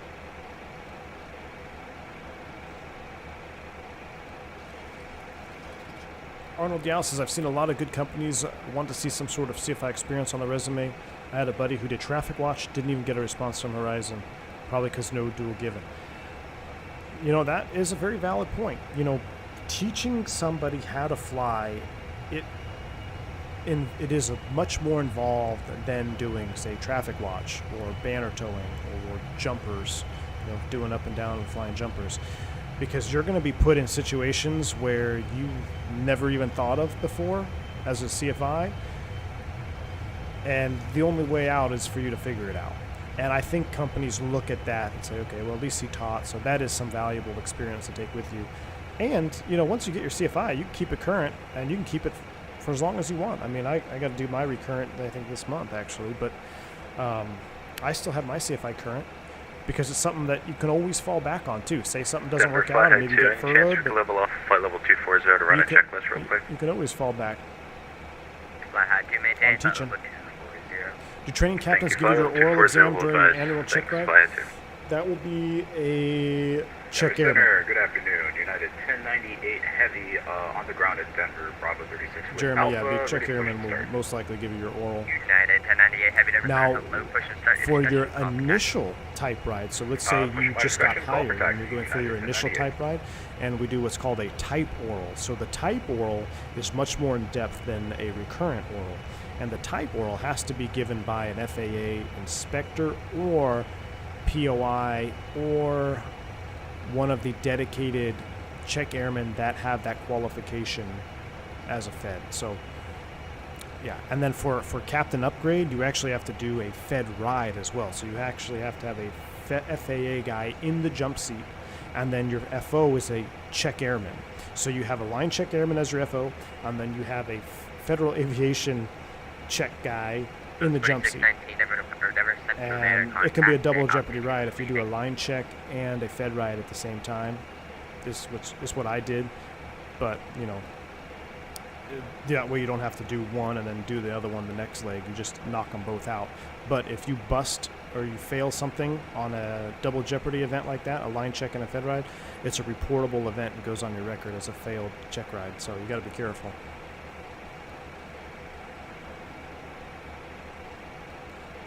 Been wanting to fly since I was a kid, so committing to the lifestyle of a student pilot wouldn't be an issue. Plus, I have an extremely supporting fiance who has always told me to chase after the dream. Well, Sin City, if you're in that position, man, I said it before and I'll say it again. There's no time like the present because things have already started to pick up. Hiring has already started, and you don't want to be sitting on the sidelines waiting for times to be really, really good to start training. You want to be going to the airlines when times are really good. So you got to get your time and now get your training done, get your ratings done now. That way, as soon as the flight plan for me out of Riley to Sioux Falls? That way, as soon as the airlines are hiring big time, they're going to be ready to roll. Dimitri, I'm back, Captain. What did I miss? Nothing yet, Dimitri. We're still struggling to maintain 350 a little bit. I'll call you once I'm clear of any obstacles. But everything else is still pretty good. We're getting ready to start our top of descent in just about 200 miles or so. So things are looking good right now. Look at this shot. Wow, look at that with the ORBX down there. I don't know which side to be on. That is cool. Or not ORBX, excuse me. Fort Boy. Southwest 4619, Nevis Center, radar contact, say altitude of leaving. You just had about fried everything else, fried chicken and waffles? Oh yeah, fried chicken and waffles, dude. Lolo Chicken and Waffles, one of my favorite places on Phoenix overnight. There's a Lolo Chicken and Waffles close to where we stay. Amazing. If you guys have never had chicken and waffles, you gotta try it. Never heard of fried chicken fajitas before, but they sound damn good. They are. Yeah, maybe it's just, I've heard of them in Texas for sure. Maybe it's just maybe I'm just unique. But yeah, I've heard of fried. My wife loves fried chicken fajitas from, gosh, what is that? There's a Mexican restaurant not too far away that, I don't know, I can't think of it. It's a local chain, but they have them. Good stuff. 25 isn't too late, Sin City. No, definitely not too late, man. And especially if you're going the ATP route, you're looking at what, maybe 2 years? Good afternoon. So you'll be 27. Ooh, Bourbon 580. Is that a Bourbon flying? But yeah, you're not too late at all, my friend. Not too late at all. If you were 45, I might be thinking, well, you're getting towards the end. But guys have change of careers all the time. Oh yeah, this is the shot right here. I know FS 2020 is pretty sweet, but I mean, you can't deny that that looks pretty amazing right there, huh? Those are default clouds too. There you go, Slam's doing it. He's 35. When I was an instructor, the average flight student was, I think, early 30s. So, yeah, that's not too late at all. 35 is not too late. The only thing, and honestly, 45 is not too late. The only thing there is how much money are you looking to make? Like, how much is it? Is it a second career choice? Because you only have, in the U.S., at 45, you only have 20 years max. It's probably going to take you 5 years to get to a mainline, you know, with all your training, with all your time building, then going to a regional, and then getting to a mainline carrier. So now you're looking at, what, a 15-year career, which is still plenty of time. It's a long career. 15 years is a long time. But those guys that are looking for 20-year career, 30-year career, you know, then you do have to start younger. But there's no... The only age that's too late is 65, really, in reality.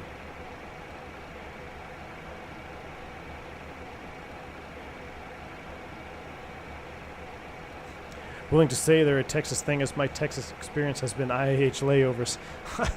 That's ironic, Lauren. I got rescheduled into a red eye into Houston last week, and it was brutal. There was nothing open. It was one of my worst layovers. Me and the FO just, it sucked. There was no restaurants open where we were. There was nothing to eat, no good food. It was rough. Do I remember the Delta A300 that got shot by a missile, lost all hydraulic, and everyone survived? Oh, DHL. Yeah, of course, Jeremy. Yeah, that was incredible. I actually knew somebody who knew somebody that was the FO. Yeah, that was an incredible story, man, that A300. Then they get out. Then they get out of the airplane and they're in a minefield. Thank you very much. Bourbon 580. Who's Bourbon 580? Are you on stream? Demetrius says, I had a guy from South Boston last night pronouncing Fort Boy is very unique. I hit the floor laughing the first couple times I heard of it. I gotcha. Fort Boy. Oh, that's good. Yeah, those Bostonians, man. I love this Fort Boy. I mean, look at those mountains down there. That is an incredible view. I mean, you can get right up on the engine. We can do wing view in mountains, but I think nothing beats that shot right there with that squashed engine CFM. Sin City, absolutely, man. Anytime, dude. Anytime. If you have any further questions, don't hesitate to shoot me a DM in Discord. I'm pretty bad at getting back to DMs, but I try to when I can. Like, there'll be times I'll sit down like, okay, I got 40 DMs I need to get to. But yeah, shoot me a DM if you have any further questions, man. I'll be happy to help in any way I can. 752 into DC, shot the river visual. That's awesome.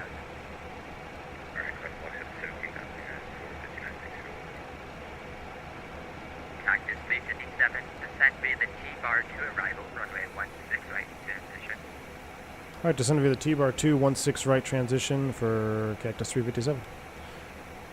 All right, so 325, descend via the we got to do T-bar some to work arrival, here. runway 16 right transition. We got to do some work here, and I don't. So Dimitri, does the VNAV work on this airplane? I remember it was having issues. I remember I got hosed a long time ago on this. Alright, so there's the T-bar. Descend via for 16. You said 16, right? 357, then route code is coming 3044, more than an hour. 3044, roger. And you said 16 right, correct? Neighbor. Roger that. Cactus 357X. United 2325, then route code 3044, more than an hour. So 16 right We have Alpha on board, United for the T-bar. So let's do some work here. So we're going to go departure, arrival, arrival. We're going to change to 16 right on the T-bar 2. And I guess we're coming in from Schnaps. Schnaps. Execute. Okay. And the bottom altitude for the 16 right transition is 11,000 at cliff. So we'll set 11,000 up here. John Mark, thank you so much. I'm glad to be back, man. That's why we're doing a 2-leg stream today. Kind of a proving run to see how long I can run this computer without it catching fire here. 11,000 at cliff, 210 knots. Looks good. Alright, hopefully everything will work. Bravo Denver Center, squawk 651025. Your readability is about a 3 out of 5. Alright, what am I missing for terrain? I want to go... That's weather. I want weather off. I want terrain on.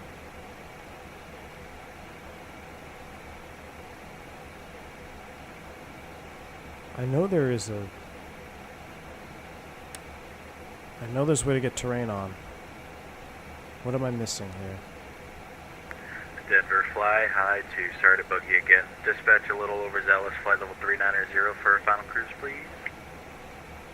Fly high to maintain final 390. I thought if I pressed this button, 390 for fly high 2. Fly high to sorry about that, maybe maintain weather flight level off 290. Correction, maintain and flight turn level that on? 390. Nope.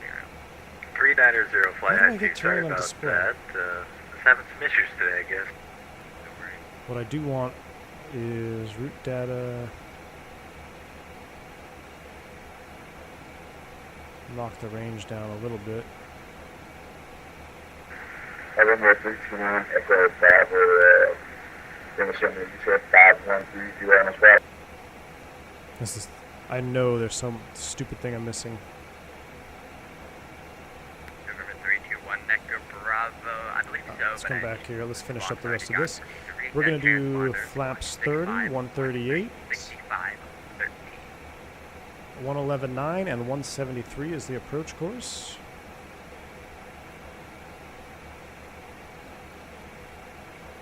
Below the FMC. Oh, my gosh. Thank you.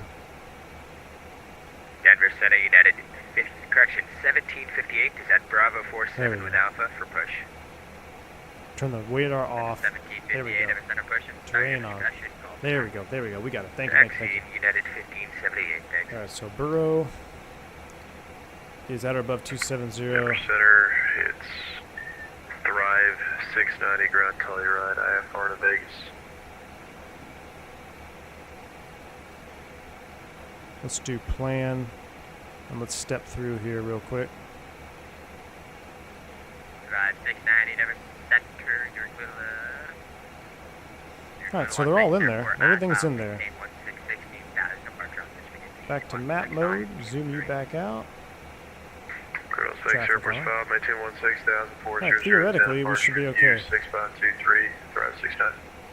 Drive 690, read back, correct, code for link 5, 1 for departure.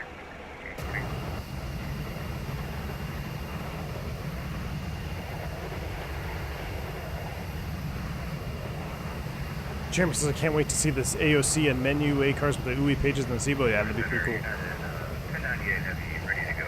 Runway 0. 1098, runway 8, clear for takeoff with 120 aspect. Clear for takeoff, runway 8, United Investigate.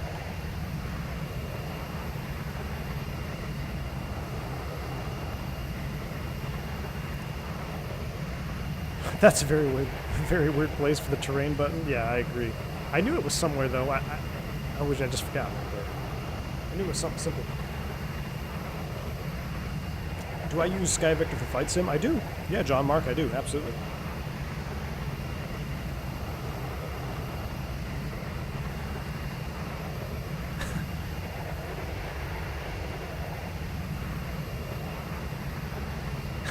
Make sure you wipe off that like button for the COVID. Yeah, appreciate it.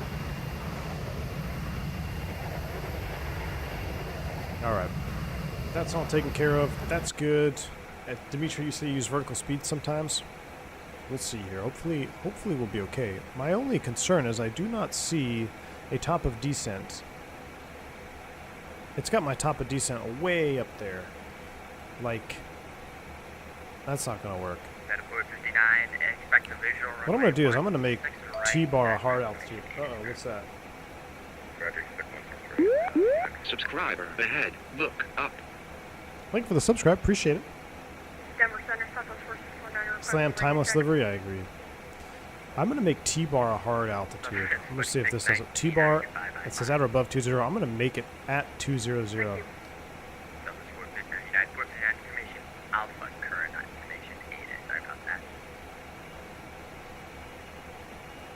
Execute. Let's see what that does. It should bring our top of descent back.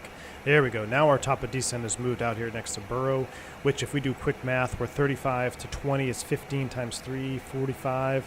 Yeah, that looks good. So that should be good right there.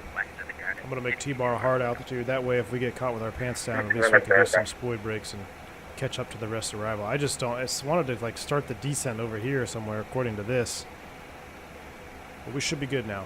All right, back to the outside. We can cruise here. Look at this timeless livery.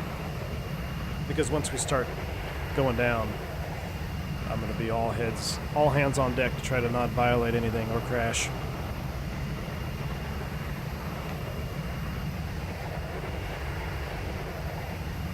What do you mean, John, about which direction you're flying in on it?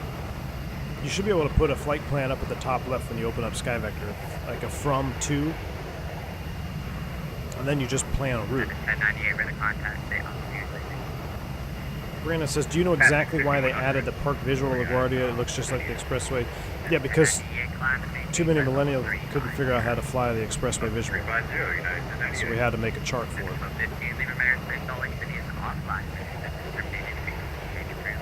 Sin City, you got the top of descent at Lifty? United Star 15, thank you. Good day. Lifty is set. There we go. No, I'm not. No shade on millennials, but from what I gather, there's been a lot of, let's just say this increases the margin of safety. There's your political correct answer right there, by having a published approach. I like old New York controllers used to be, you got the white tanks in sight, you know, you're 50 miles away, you're like, yeah, we got them. Are your white tanks visual, or white tanks, I don't know, what would they used to say? They used to say, hit the white tanks, fly the expressway visual, good to go, something like that.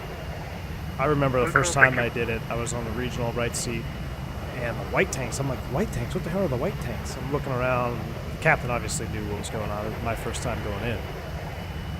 It's like, oh, those things? Yeah, and then you turn here, I'm like, holy crap, this is insane, man, all while configuring, slowing down, descending. And then 1098, never center out of push. Yeah, so your top of descent since was at Lifty. Mine is just in front of it now, so it'll be all right now. So we should be good now. It's probably like broken skies, maybe at like 300. The altitude at lift looks off. It's partly cloudy. We'll make sure we're good here. We should be starting now. Wow, look at this. Look at the clouds right over the top of the mountains there. That's cool.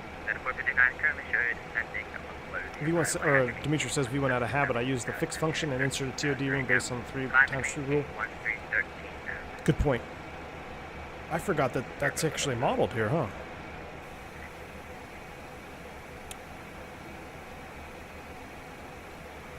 I forgot that that's actually modeled. I'm just going to do something here. I'm going to just do a 30 mile ring. I'm just going to do that. There we go. There's our top of descent, 11,000. We're coming down. Thrust is coming back. Retard up there. Here we go.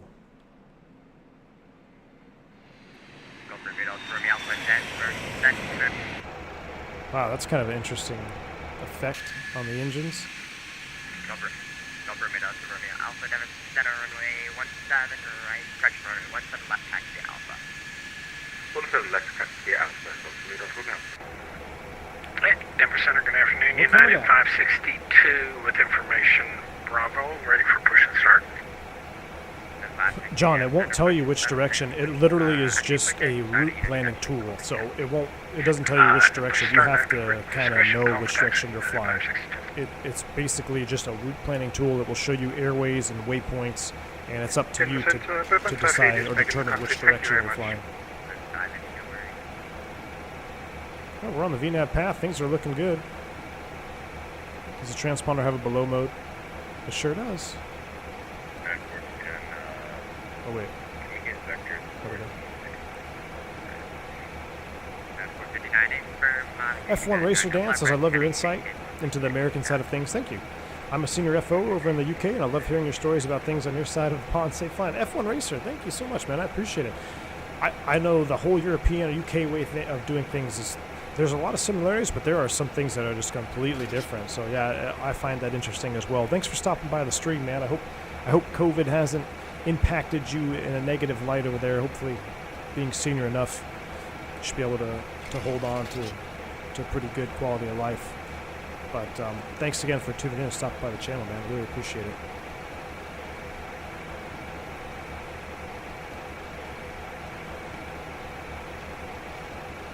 Top of descent emoji. We're going to be a little bit lower on profile, but we'll be okay. I'd rather be lower here.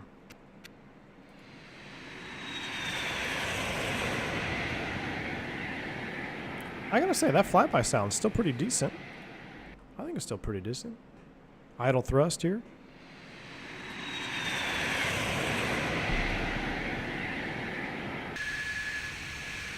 I like it.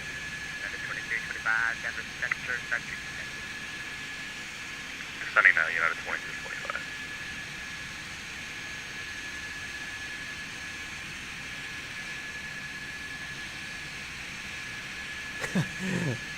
F1 Racer, yeah. I did, when I did a little, I guess, quote-unquote Euro tour here, just streaming, and I was looking at the procedures and the transition altitudes in Europe when I was trying to fly just on VATSIM in Europe. I felt lost. I mean, I literally felt lost in multiple instances. And somebody was telling me that, maybe you have a better insight on this, but I guess sometimes the transition altitude is so low that you actually set standard before takeoff. Does that sound right? Because you're going to climb, maybe your altitude, your first altitude is above the transition level or something like that. Something along those lines. Somebody was telling me that. I was sitting there like, wow, that's a pretty important thing to do. You don't want to forget to do that.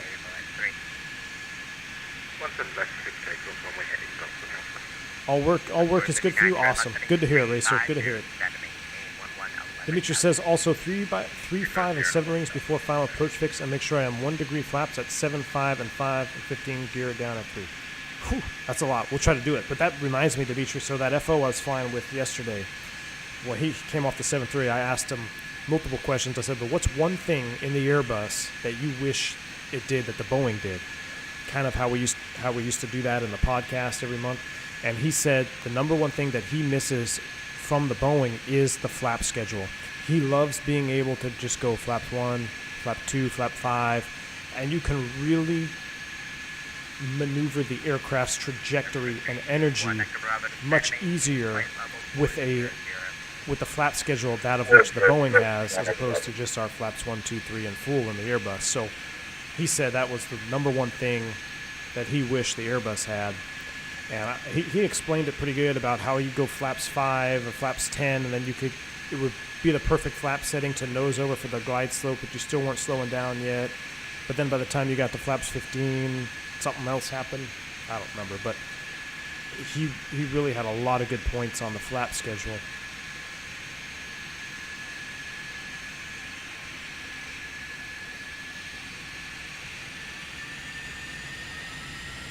Sam, you have the same issue with the contrails on descent? Yeah, that was kind of weird. Alright, now we're getting above.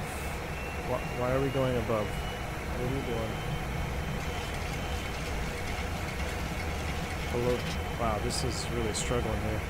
We might have to hand fly, or at least vertical speed her down. It just climbed up 1,000 feet.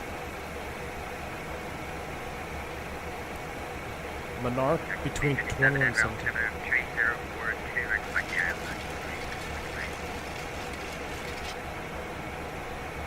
I'm sorry, say that again. Forget this 357?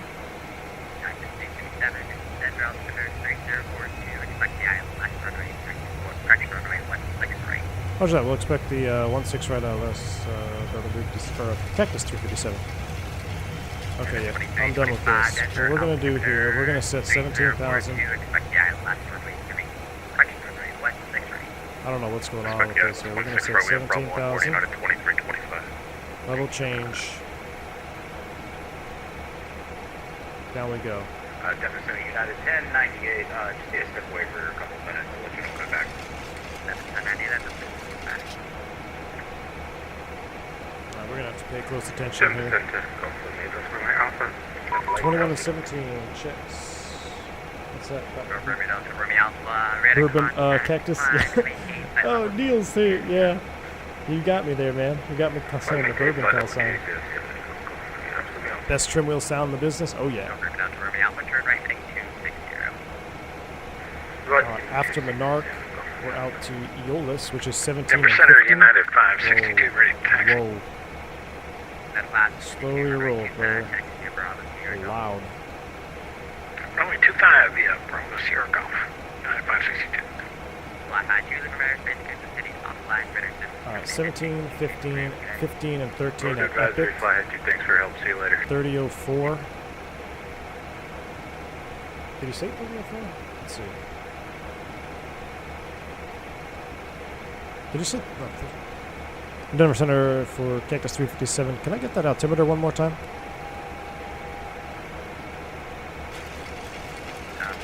Cactus 357 and relative 3042. 3042 is Cactus 357. That's a big change right there. 3042. Want to make sure we get that one right.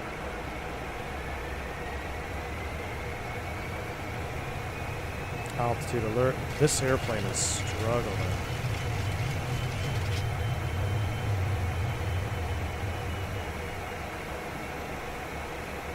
Here's what I'm going to do. I'm going to take control of the auto thrust. Auto throttle off. And I'm going to go 15,000. United 98, back with you. Vertical speed.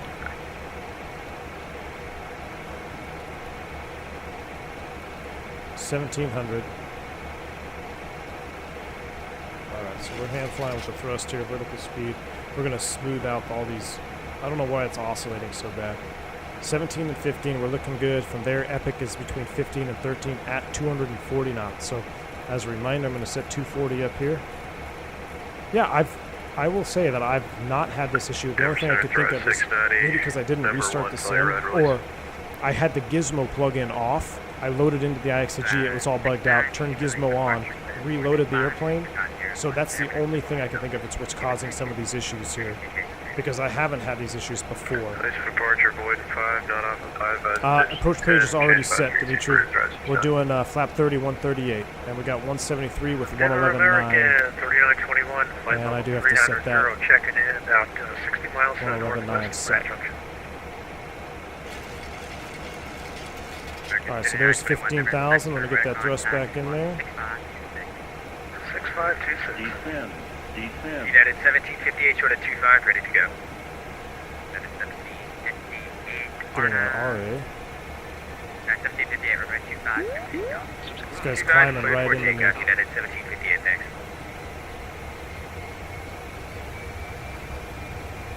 Altitude hold. Okay, so never just ignore an RA like that.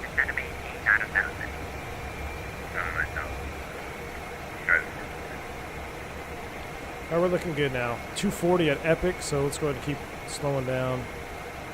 After Epic, it's Cliff at 11,000. So let's step down to 13,000.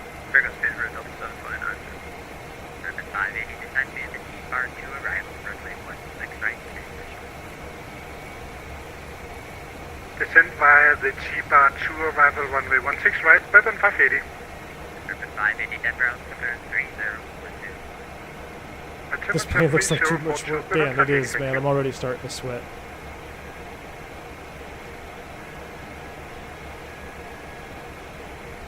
Thank you for the weather, Sin City.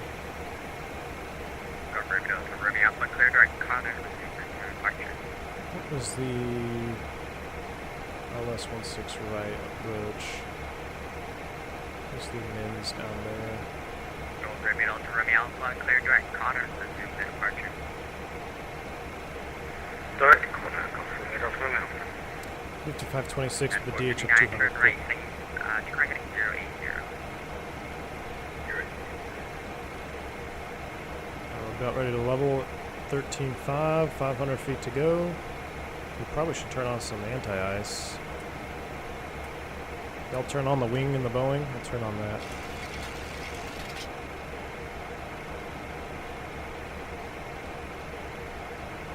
Alright, there's altitude acquire. Or acquisition, whatever it stands for. Brandon, what would I have done in real life? I got that RA, autopilot flight director's off. Descend immediately. You always follow the RA. United 1758 airborne passing 6.3 for We're leveling correction, climbing 13,000, slowing to 240 knots. Get that thrust back in there now. 1758, Denver, sector radar contact. I guess we don't need it. Level 340. Climb and maintain level 340, United 1758. 14, yeah, we don't even need 562, holding short of 25, ready to go. 14C. 562 on after Brackham, runway 25, clear for takeoff. On after Brackham, runway 25, clear for takeoff, United 562.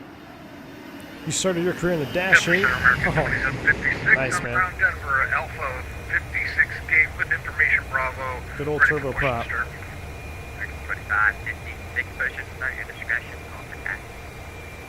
We'll call for taxi, American 2756, thank you, sir. Remember to check your landing attitude. Sure, throw 691, 6000. What is flight deck distinction? Check, close, hold the throttle. Or no, check, close, hold the pitch attitude. We're going to do that. I'm going to do my best flight deck to sim impression.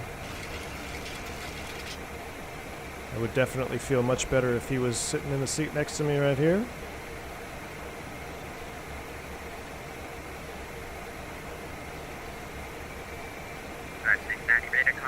Alright, down to 1,000 now.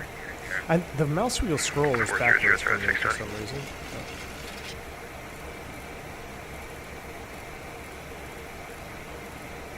It looks like a plus sign, but I guess it's a vertical speed down. Alright, down to 1,000. Final speed on the arrival is 230, I think? Or 210. Wow. Let's just go level change. 230. Little spoid brake action. And below 225, we'll go flaps 1.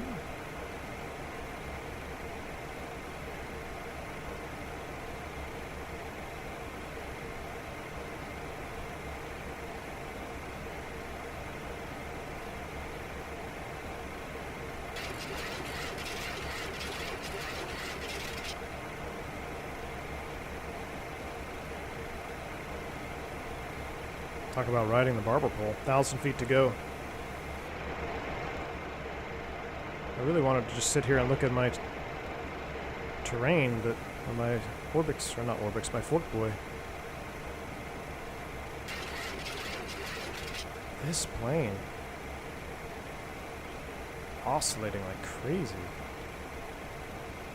Might be a little high at cliff.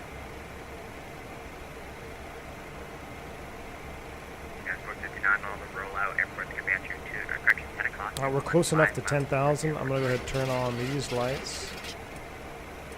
We'll go continuous. Auto brakes 1. Whoa. It's got to be the experimental flight model causing issues. It's got to be that.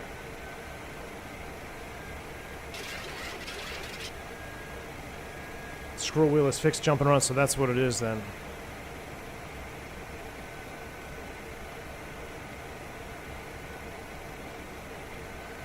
We're going to take full-blown manual control here in just a minute anyway.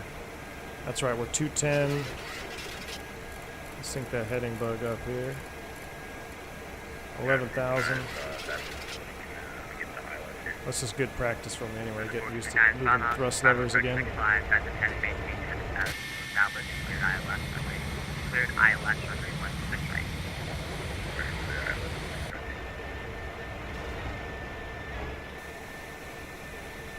Let's go flaps 5.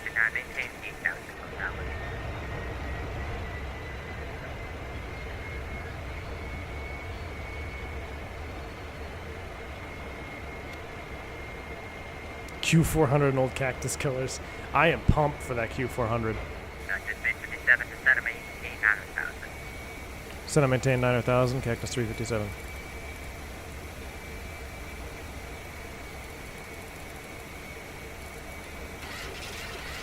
$9,000 set, down we go.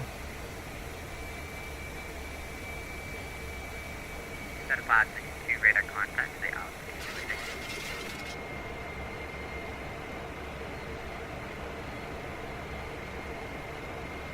How much feet per minute do you climb descend?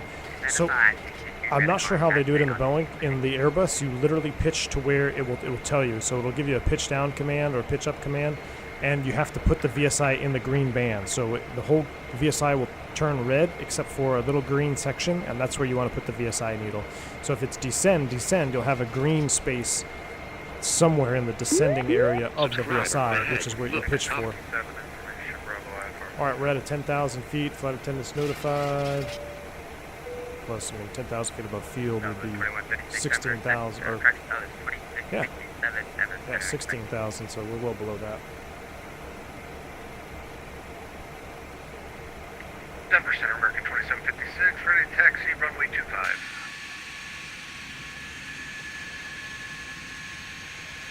American 2756, Denver Center, runway 25, taxi via Golf.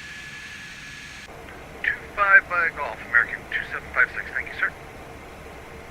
I'm riding that barber pole. 080, cactus 357.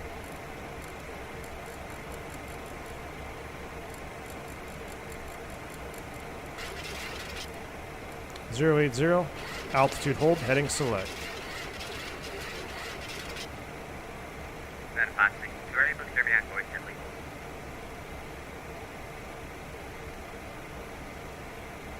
Some lights on up in here.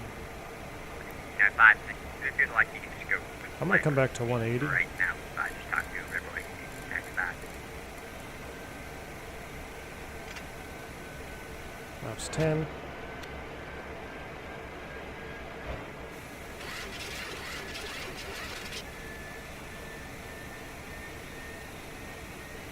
It's kind of fun flying the thrust again. Feels like I'm flying an ATR or a Dash 8 here.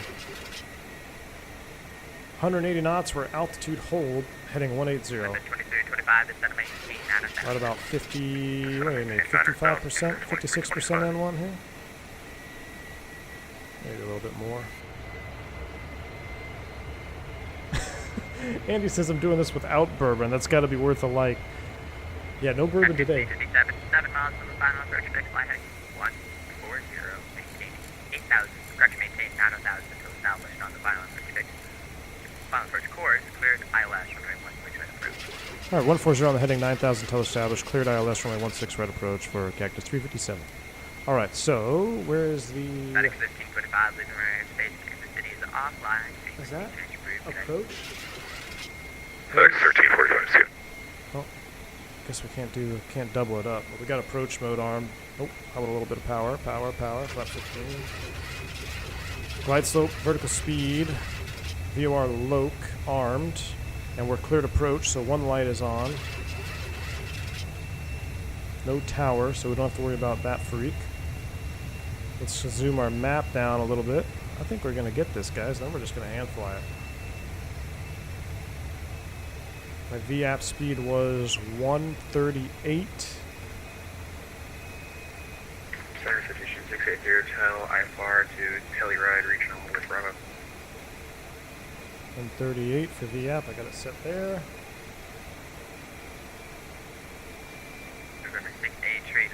Don't leave too much grease on the runway. Hey, no guarantees of any grease on this one. There's glide slope capture. Look at that, double capture. Almost like I'm a professional. Although I'm clearly not. Alright, let's start walking it back. Let's go ahead and get the gear down. Alright, Citation 680, tell is cleared to the Telluride Regional Airport via the Baylor 6 departure in the Blue Line transition. Columbia said, departure this frequency, squawk 65530, tell. Go down right back, correct information. Bravo, current call for taxi. We're currently parked at the trolley terminal. Flaps 25.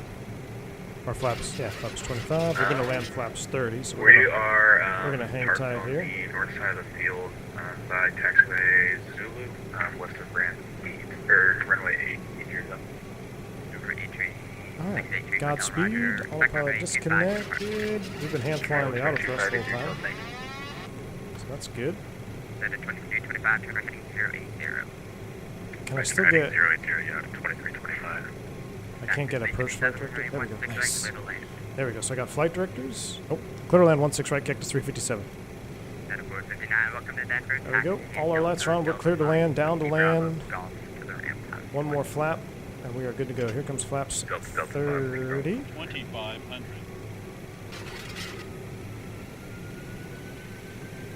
American 1015s with the flight 310. Wow, it is really hazy here. 310 is the final. American 1015, Ever Center, hello, maintain flight level 310. Correction, amend altitude, maintain flight level 310. 138 speed is way down. 310, American 1015, thanks. Seems a little bit happier around 145. 1758, we're going to be disconnecting. 1758 up center, roger. I'd like to sync my heading, bug. See ya!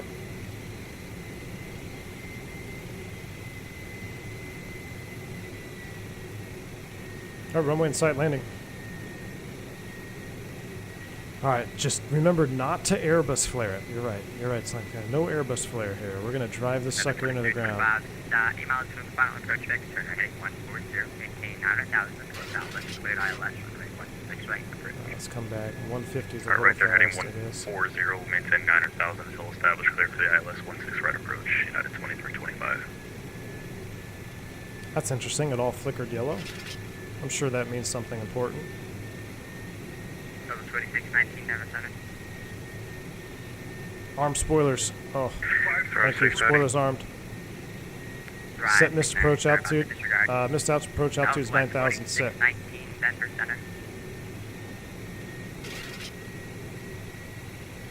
Can I cheat out here to a wing view? Oh yeah. Man, I should have done flaps 40 for cinematic purposes, but we're gonna have to stick with this for now. We're pretty stable here. 2619, I currently show you about 7,000 feet below your cruise or your filed cruise altitude. Are you able to maintain flight level 380? Two whites, two reds. A little bit right of center line. Let's go ahead and fix that. Roger. This is a long runway. I might have to try to butter this one out. We'll see. No Airbus flare. No Airbus flare. We're going to flare at 5 feet. 400. Now that might not work out at this density altitude, so we'll flare a little bit earlier than that. We're right on the slope here. Orbit 580, Denver information. Bravo current. Expect the ILS runway 16 Minimum. right. Bravo current, expecting Goodbye, frames. Pepper 580. 100. Denver Center, American 2756, holding short, runway 25, ready to go. American 2756, RNAV to Bracco, runway 25, cleared for takeoff. Spoilers. Marty, have correction clear for takeoff 25, American 2756, thank you. Baby. Oh, I double tapped the reverser. Center's edition. 46 feet per minute? It was an ugly flare, but we got her down. Oh, my Pampers box is sliding. Oh, my Pampers box is sliding. My rudder pedals. Zulu Golf, full short Whiskey Bravo. There we go. 250 knots. full short.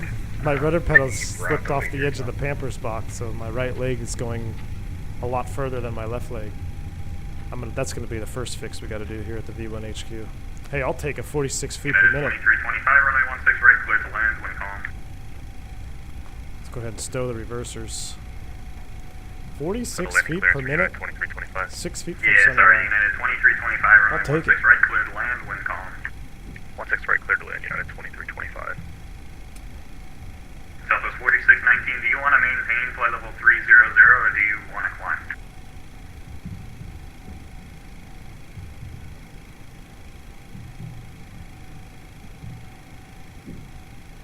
Southwest 4619, 4619, Denver Center.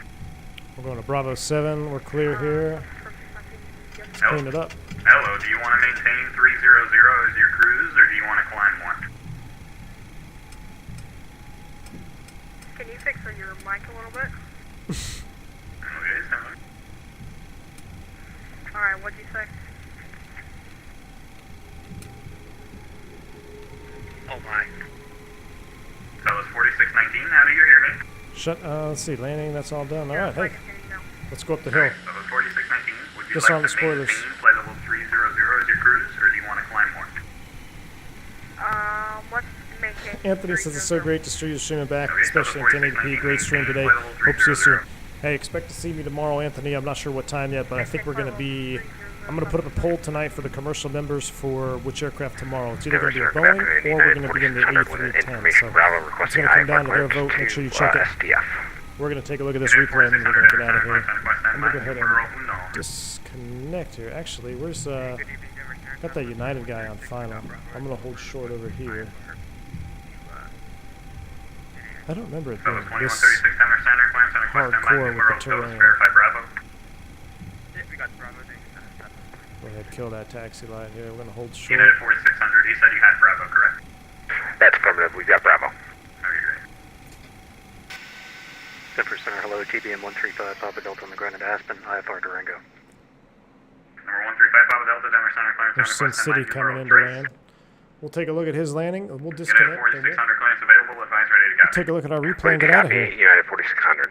United 4600, clear A to bit Louisville, extend too much off center line, but all things considered, boss landing. Transition, that was final. I'm going to Flying turn via him the way SID, down. expect flight level 330, 10 minutes after departure. Departure this frequency, squawk 6501. United 4600, clear to Louisville, X-10 7, shake transition, then is filed. Flying via the SID, expecting 330 after 10 minutes. Departure is with you 27. F1, great chatting. Catch you later. Hey, have a good one, Dan. You take care, bud. Thanks for stopping by. Straight ahead on Whiskey Bravo to the ramp. Sorry about that. Have a good day. Straight ahead, Whiskey 7 Bravo to ramp. Good day. Cactus 357. United 4600, reback direct, runway 8 for departure. Call me ready to taxi. 8 for departure and we'll call you for taxi, United 4600. See if we can cross this runway. Climbing 27 south, American 2756. American 2756, when you're ready to contact, climb and maintain flight level 360 unrestricted. 360 unrestricted, American 2756, thank you. Southwest 2136, flight available. Yeah, there's definitely something up with my overlay, Laura. For sure. I just wanted to catch this other guy coming in. Yeah, the terrain is really whacked out here. Oh boy. Wow, that looked like a stall. I'm sure it was just my internet. I'm sure it was better than that, Sin City, if that indeed was you. Yeah, my overlay is a little messed up here.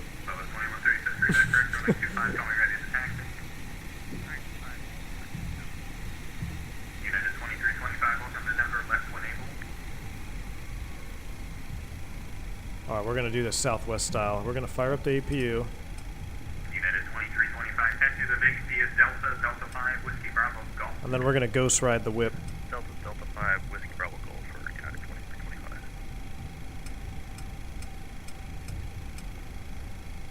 Number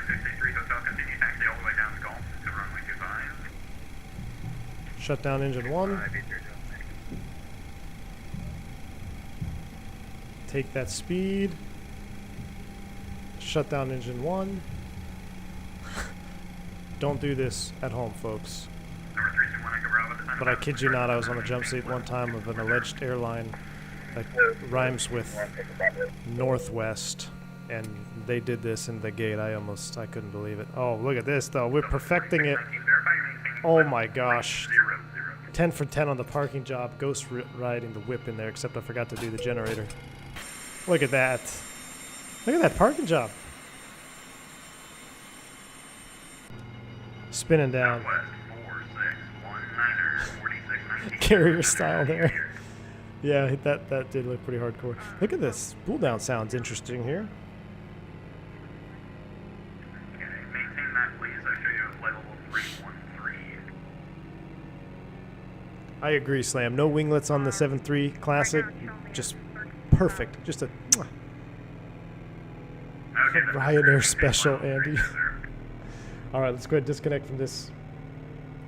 Good stuff. Alright, let's go replay and then let's get out of here. I've had way too much fun. I gotta get ready for date night here. That's cool. So that's coming out. Let's back it up a little bit. I do want to watch from this wing view here. Yeah, I didn't switch to APU gen. I know, it would have been perfect. It was a 9 for 10. A 9 for 10 on that because I forgot to switch to APU gen. Next time we'll get it. We'll ghost write it in next time 10 for 10. That was a 9 for 10. Your hand flying talents are wasted on the Airbus, Captain. Kate, thank you, man. I appreciate it. Oh, that's cool. That flap, though. This is what I love right here, is this flap. Let's get some sail on here. We're going to watch just one or two more from the inside view here. This is just...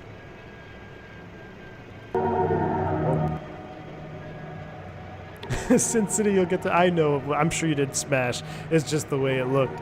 It literally looked like you stalled at about 100 feet, just dropped it on. Oh yeah, look at that. I love how they're all uneven, they deploy. Alright, one more from the engine view here so we can watch the reverser, and then we're going outside. So I double clutched my reverser binding. That's alright, we had a long runway. Lauren says the 733, no winglets, 734, 8 with winglets, yeah. The 3-3 with no winglets for sure. Fubar, thank you, man. You have a great day. I'm glad to be back, man. I'm glad to see everybody back on stream. Thanks for hanging out for a little, just a double stream. I normally don't stream this long, but this is a good proving run for the system here. All right, one more. Let's watch the touchdown here. So I think I did a little fluffy. Maybe not too bad. Let's see. Turn it down a little bit, see if we can hear the outside sounds.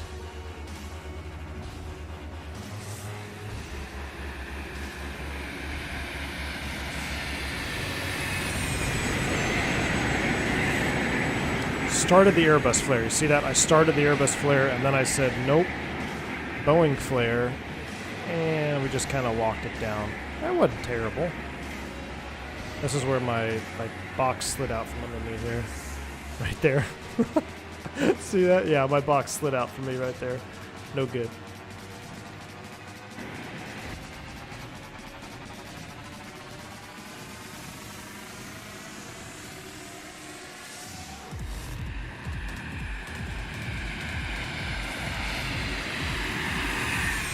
Almost smashed it. In reality, that was a near smasher. Had I not have done that little Boeing burble. The Boeing burble. Dimitri, have a good one, man. Take care, bud.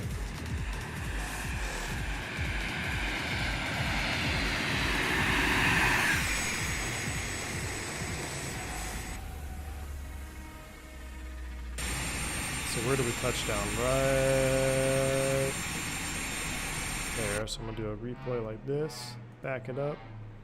Last one. And then I'm getting out of here, guys. Last one right here. Let's see this in slow-mo. Turn up X-plane volume a little bit more. Thank you, Gino Hoffen. Appreciate it. Jungles, I will. Have a good one. Say hi to Mr. Jungles for me.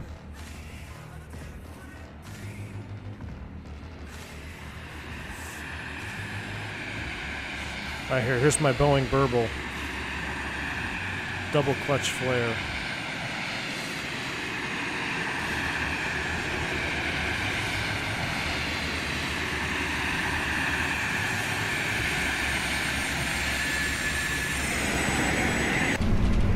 All right, guys. That's going to wrap it up for me. Mod sponsors, thank you so much for being part of the channel, being a member, supporting me through thick and thin on this channel. It has been an absolutely wild, wild ride. All the mods, thank you for modding the channel. Everyone else stopping by, thank you for stopping by, hanging out with us here in chat. Hit the like button for me on the way out, please. I am so happy to be back. Until next time, guys, I'm V1. Stay safe, stay healthy, enjoy the rest of your Sunday. See ya!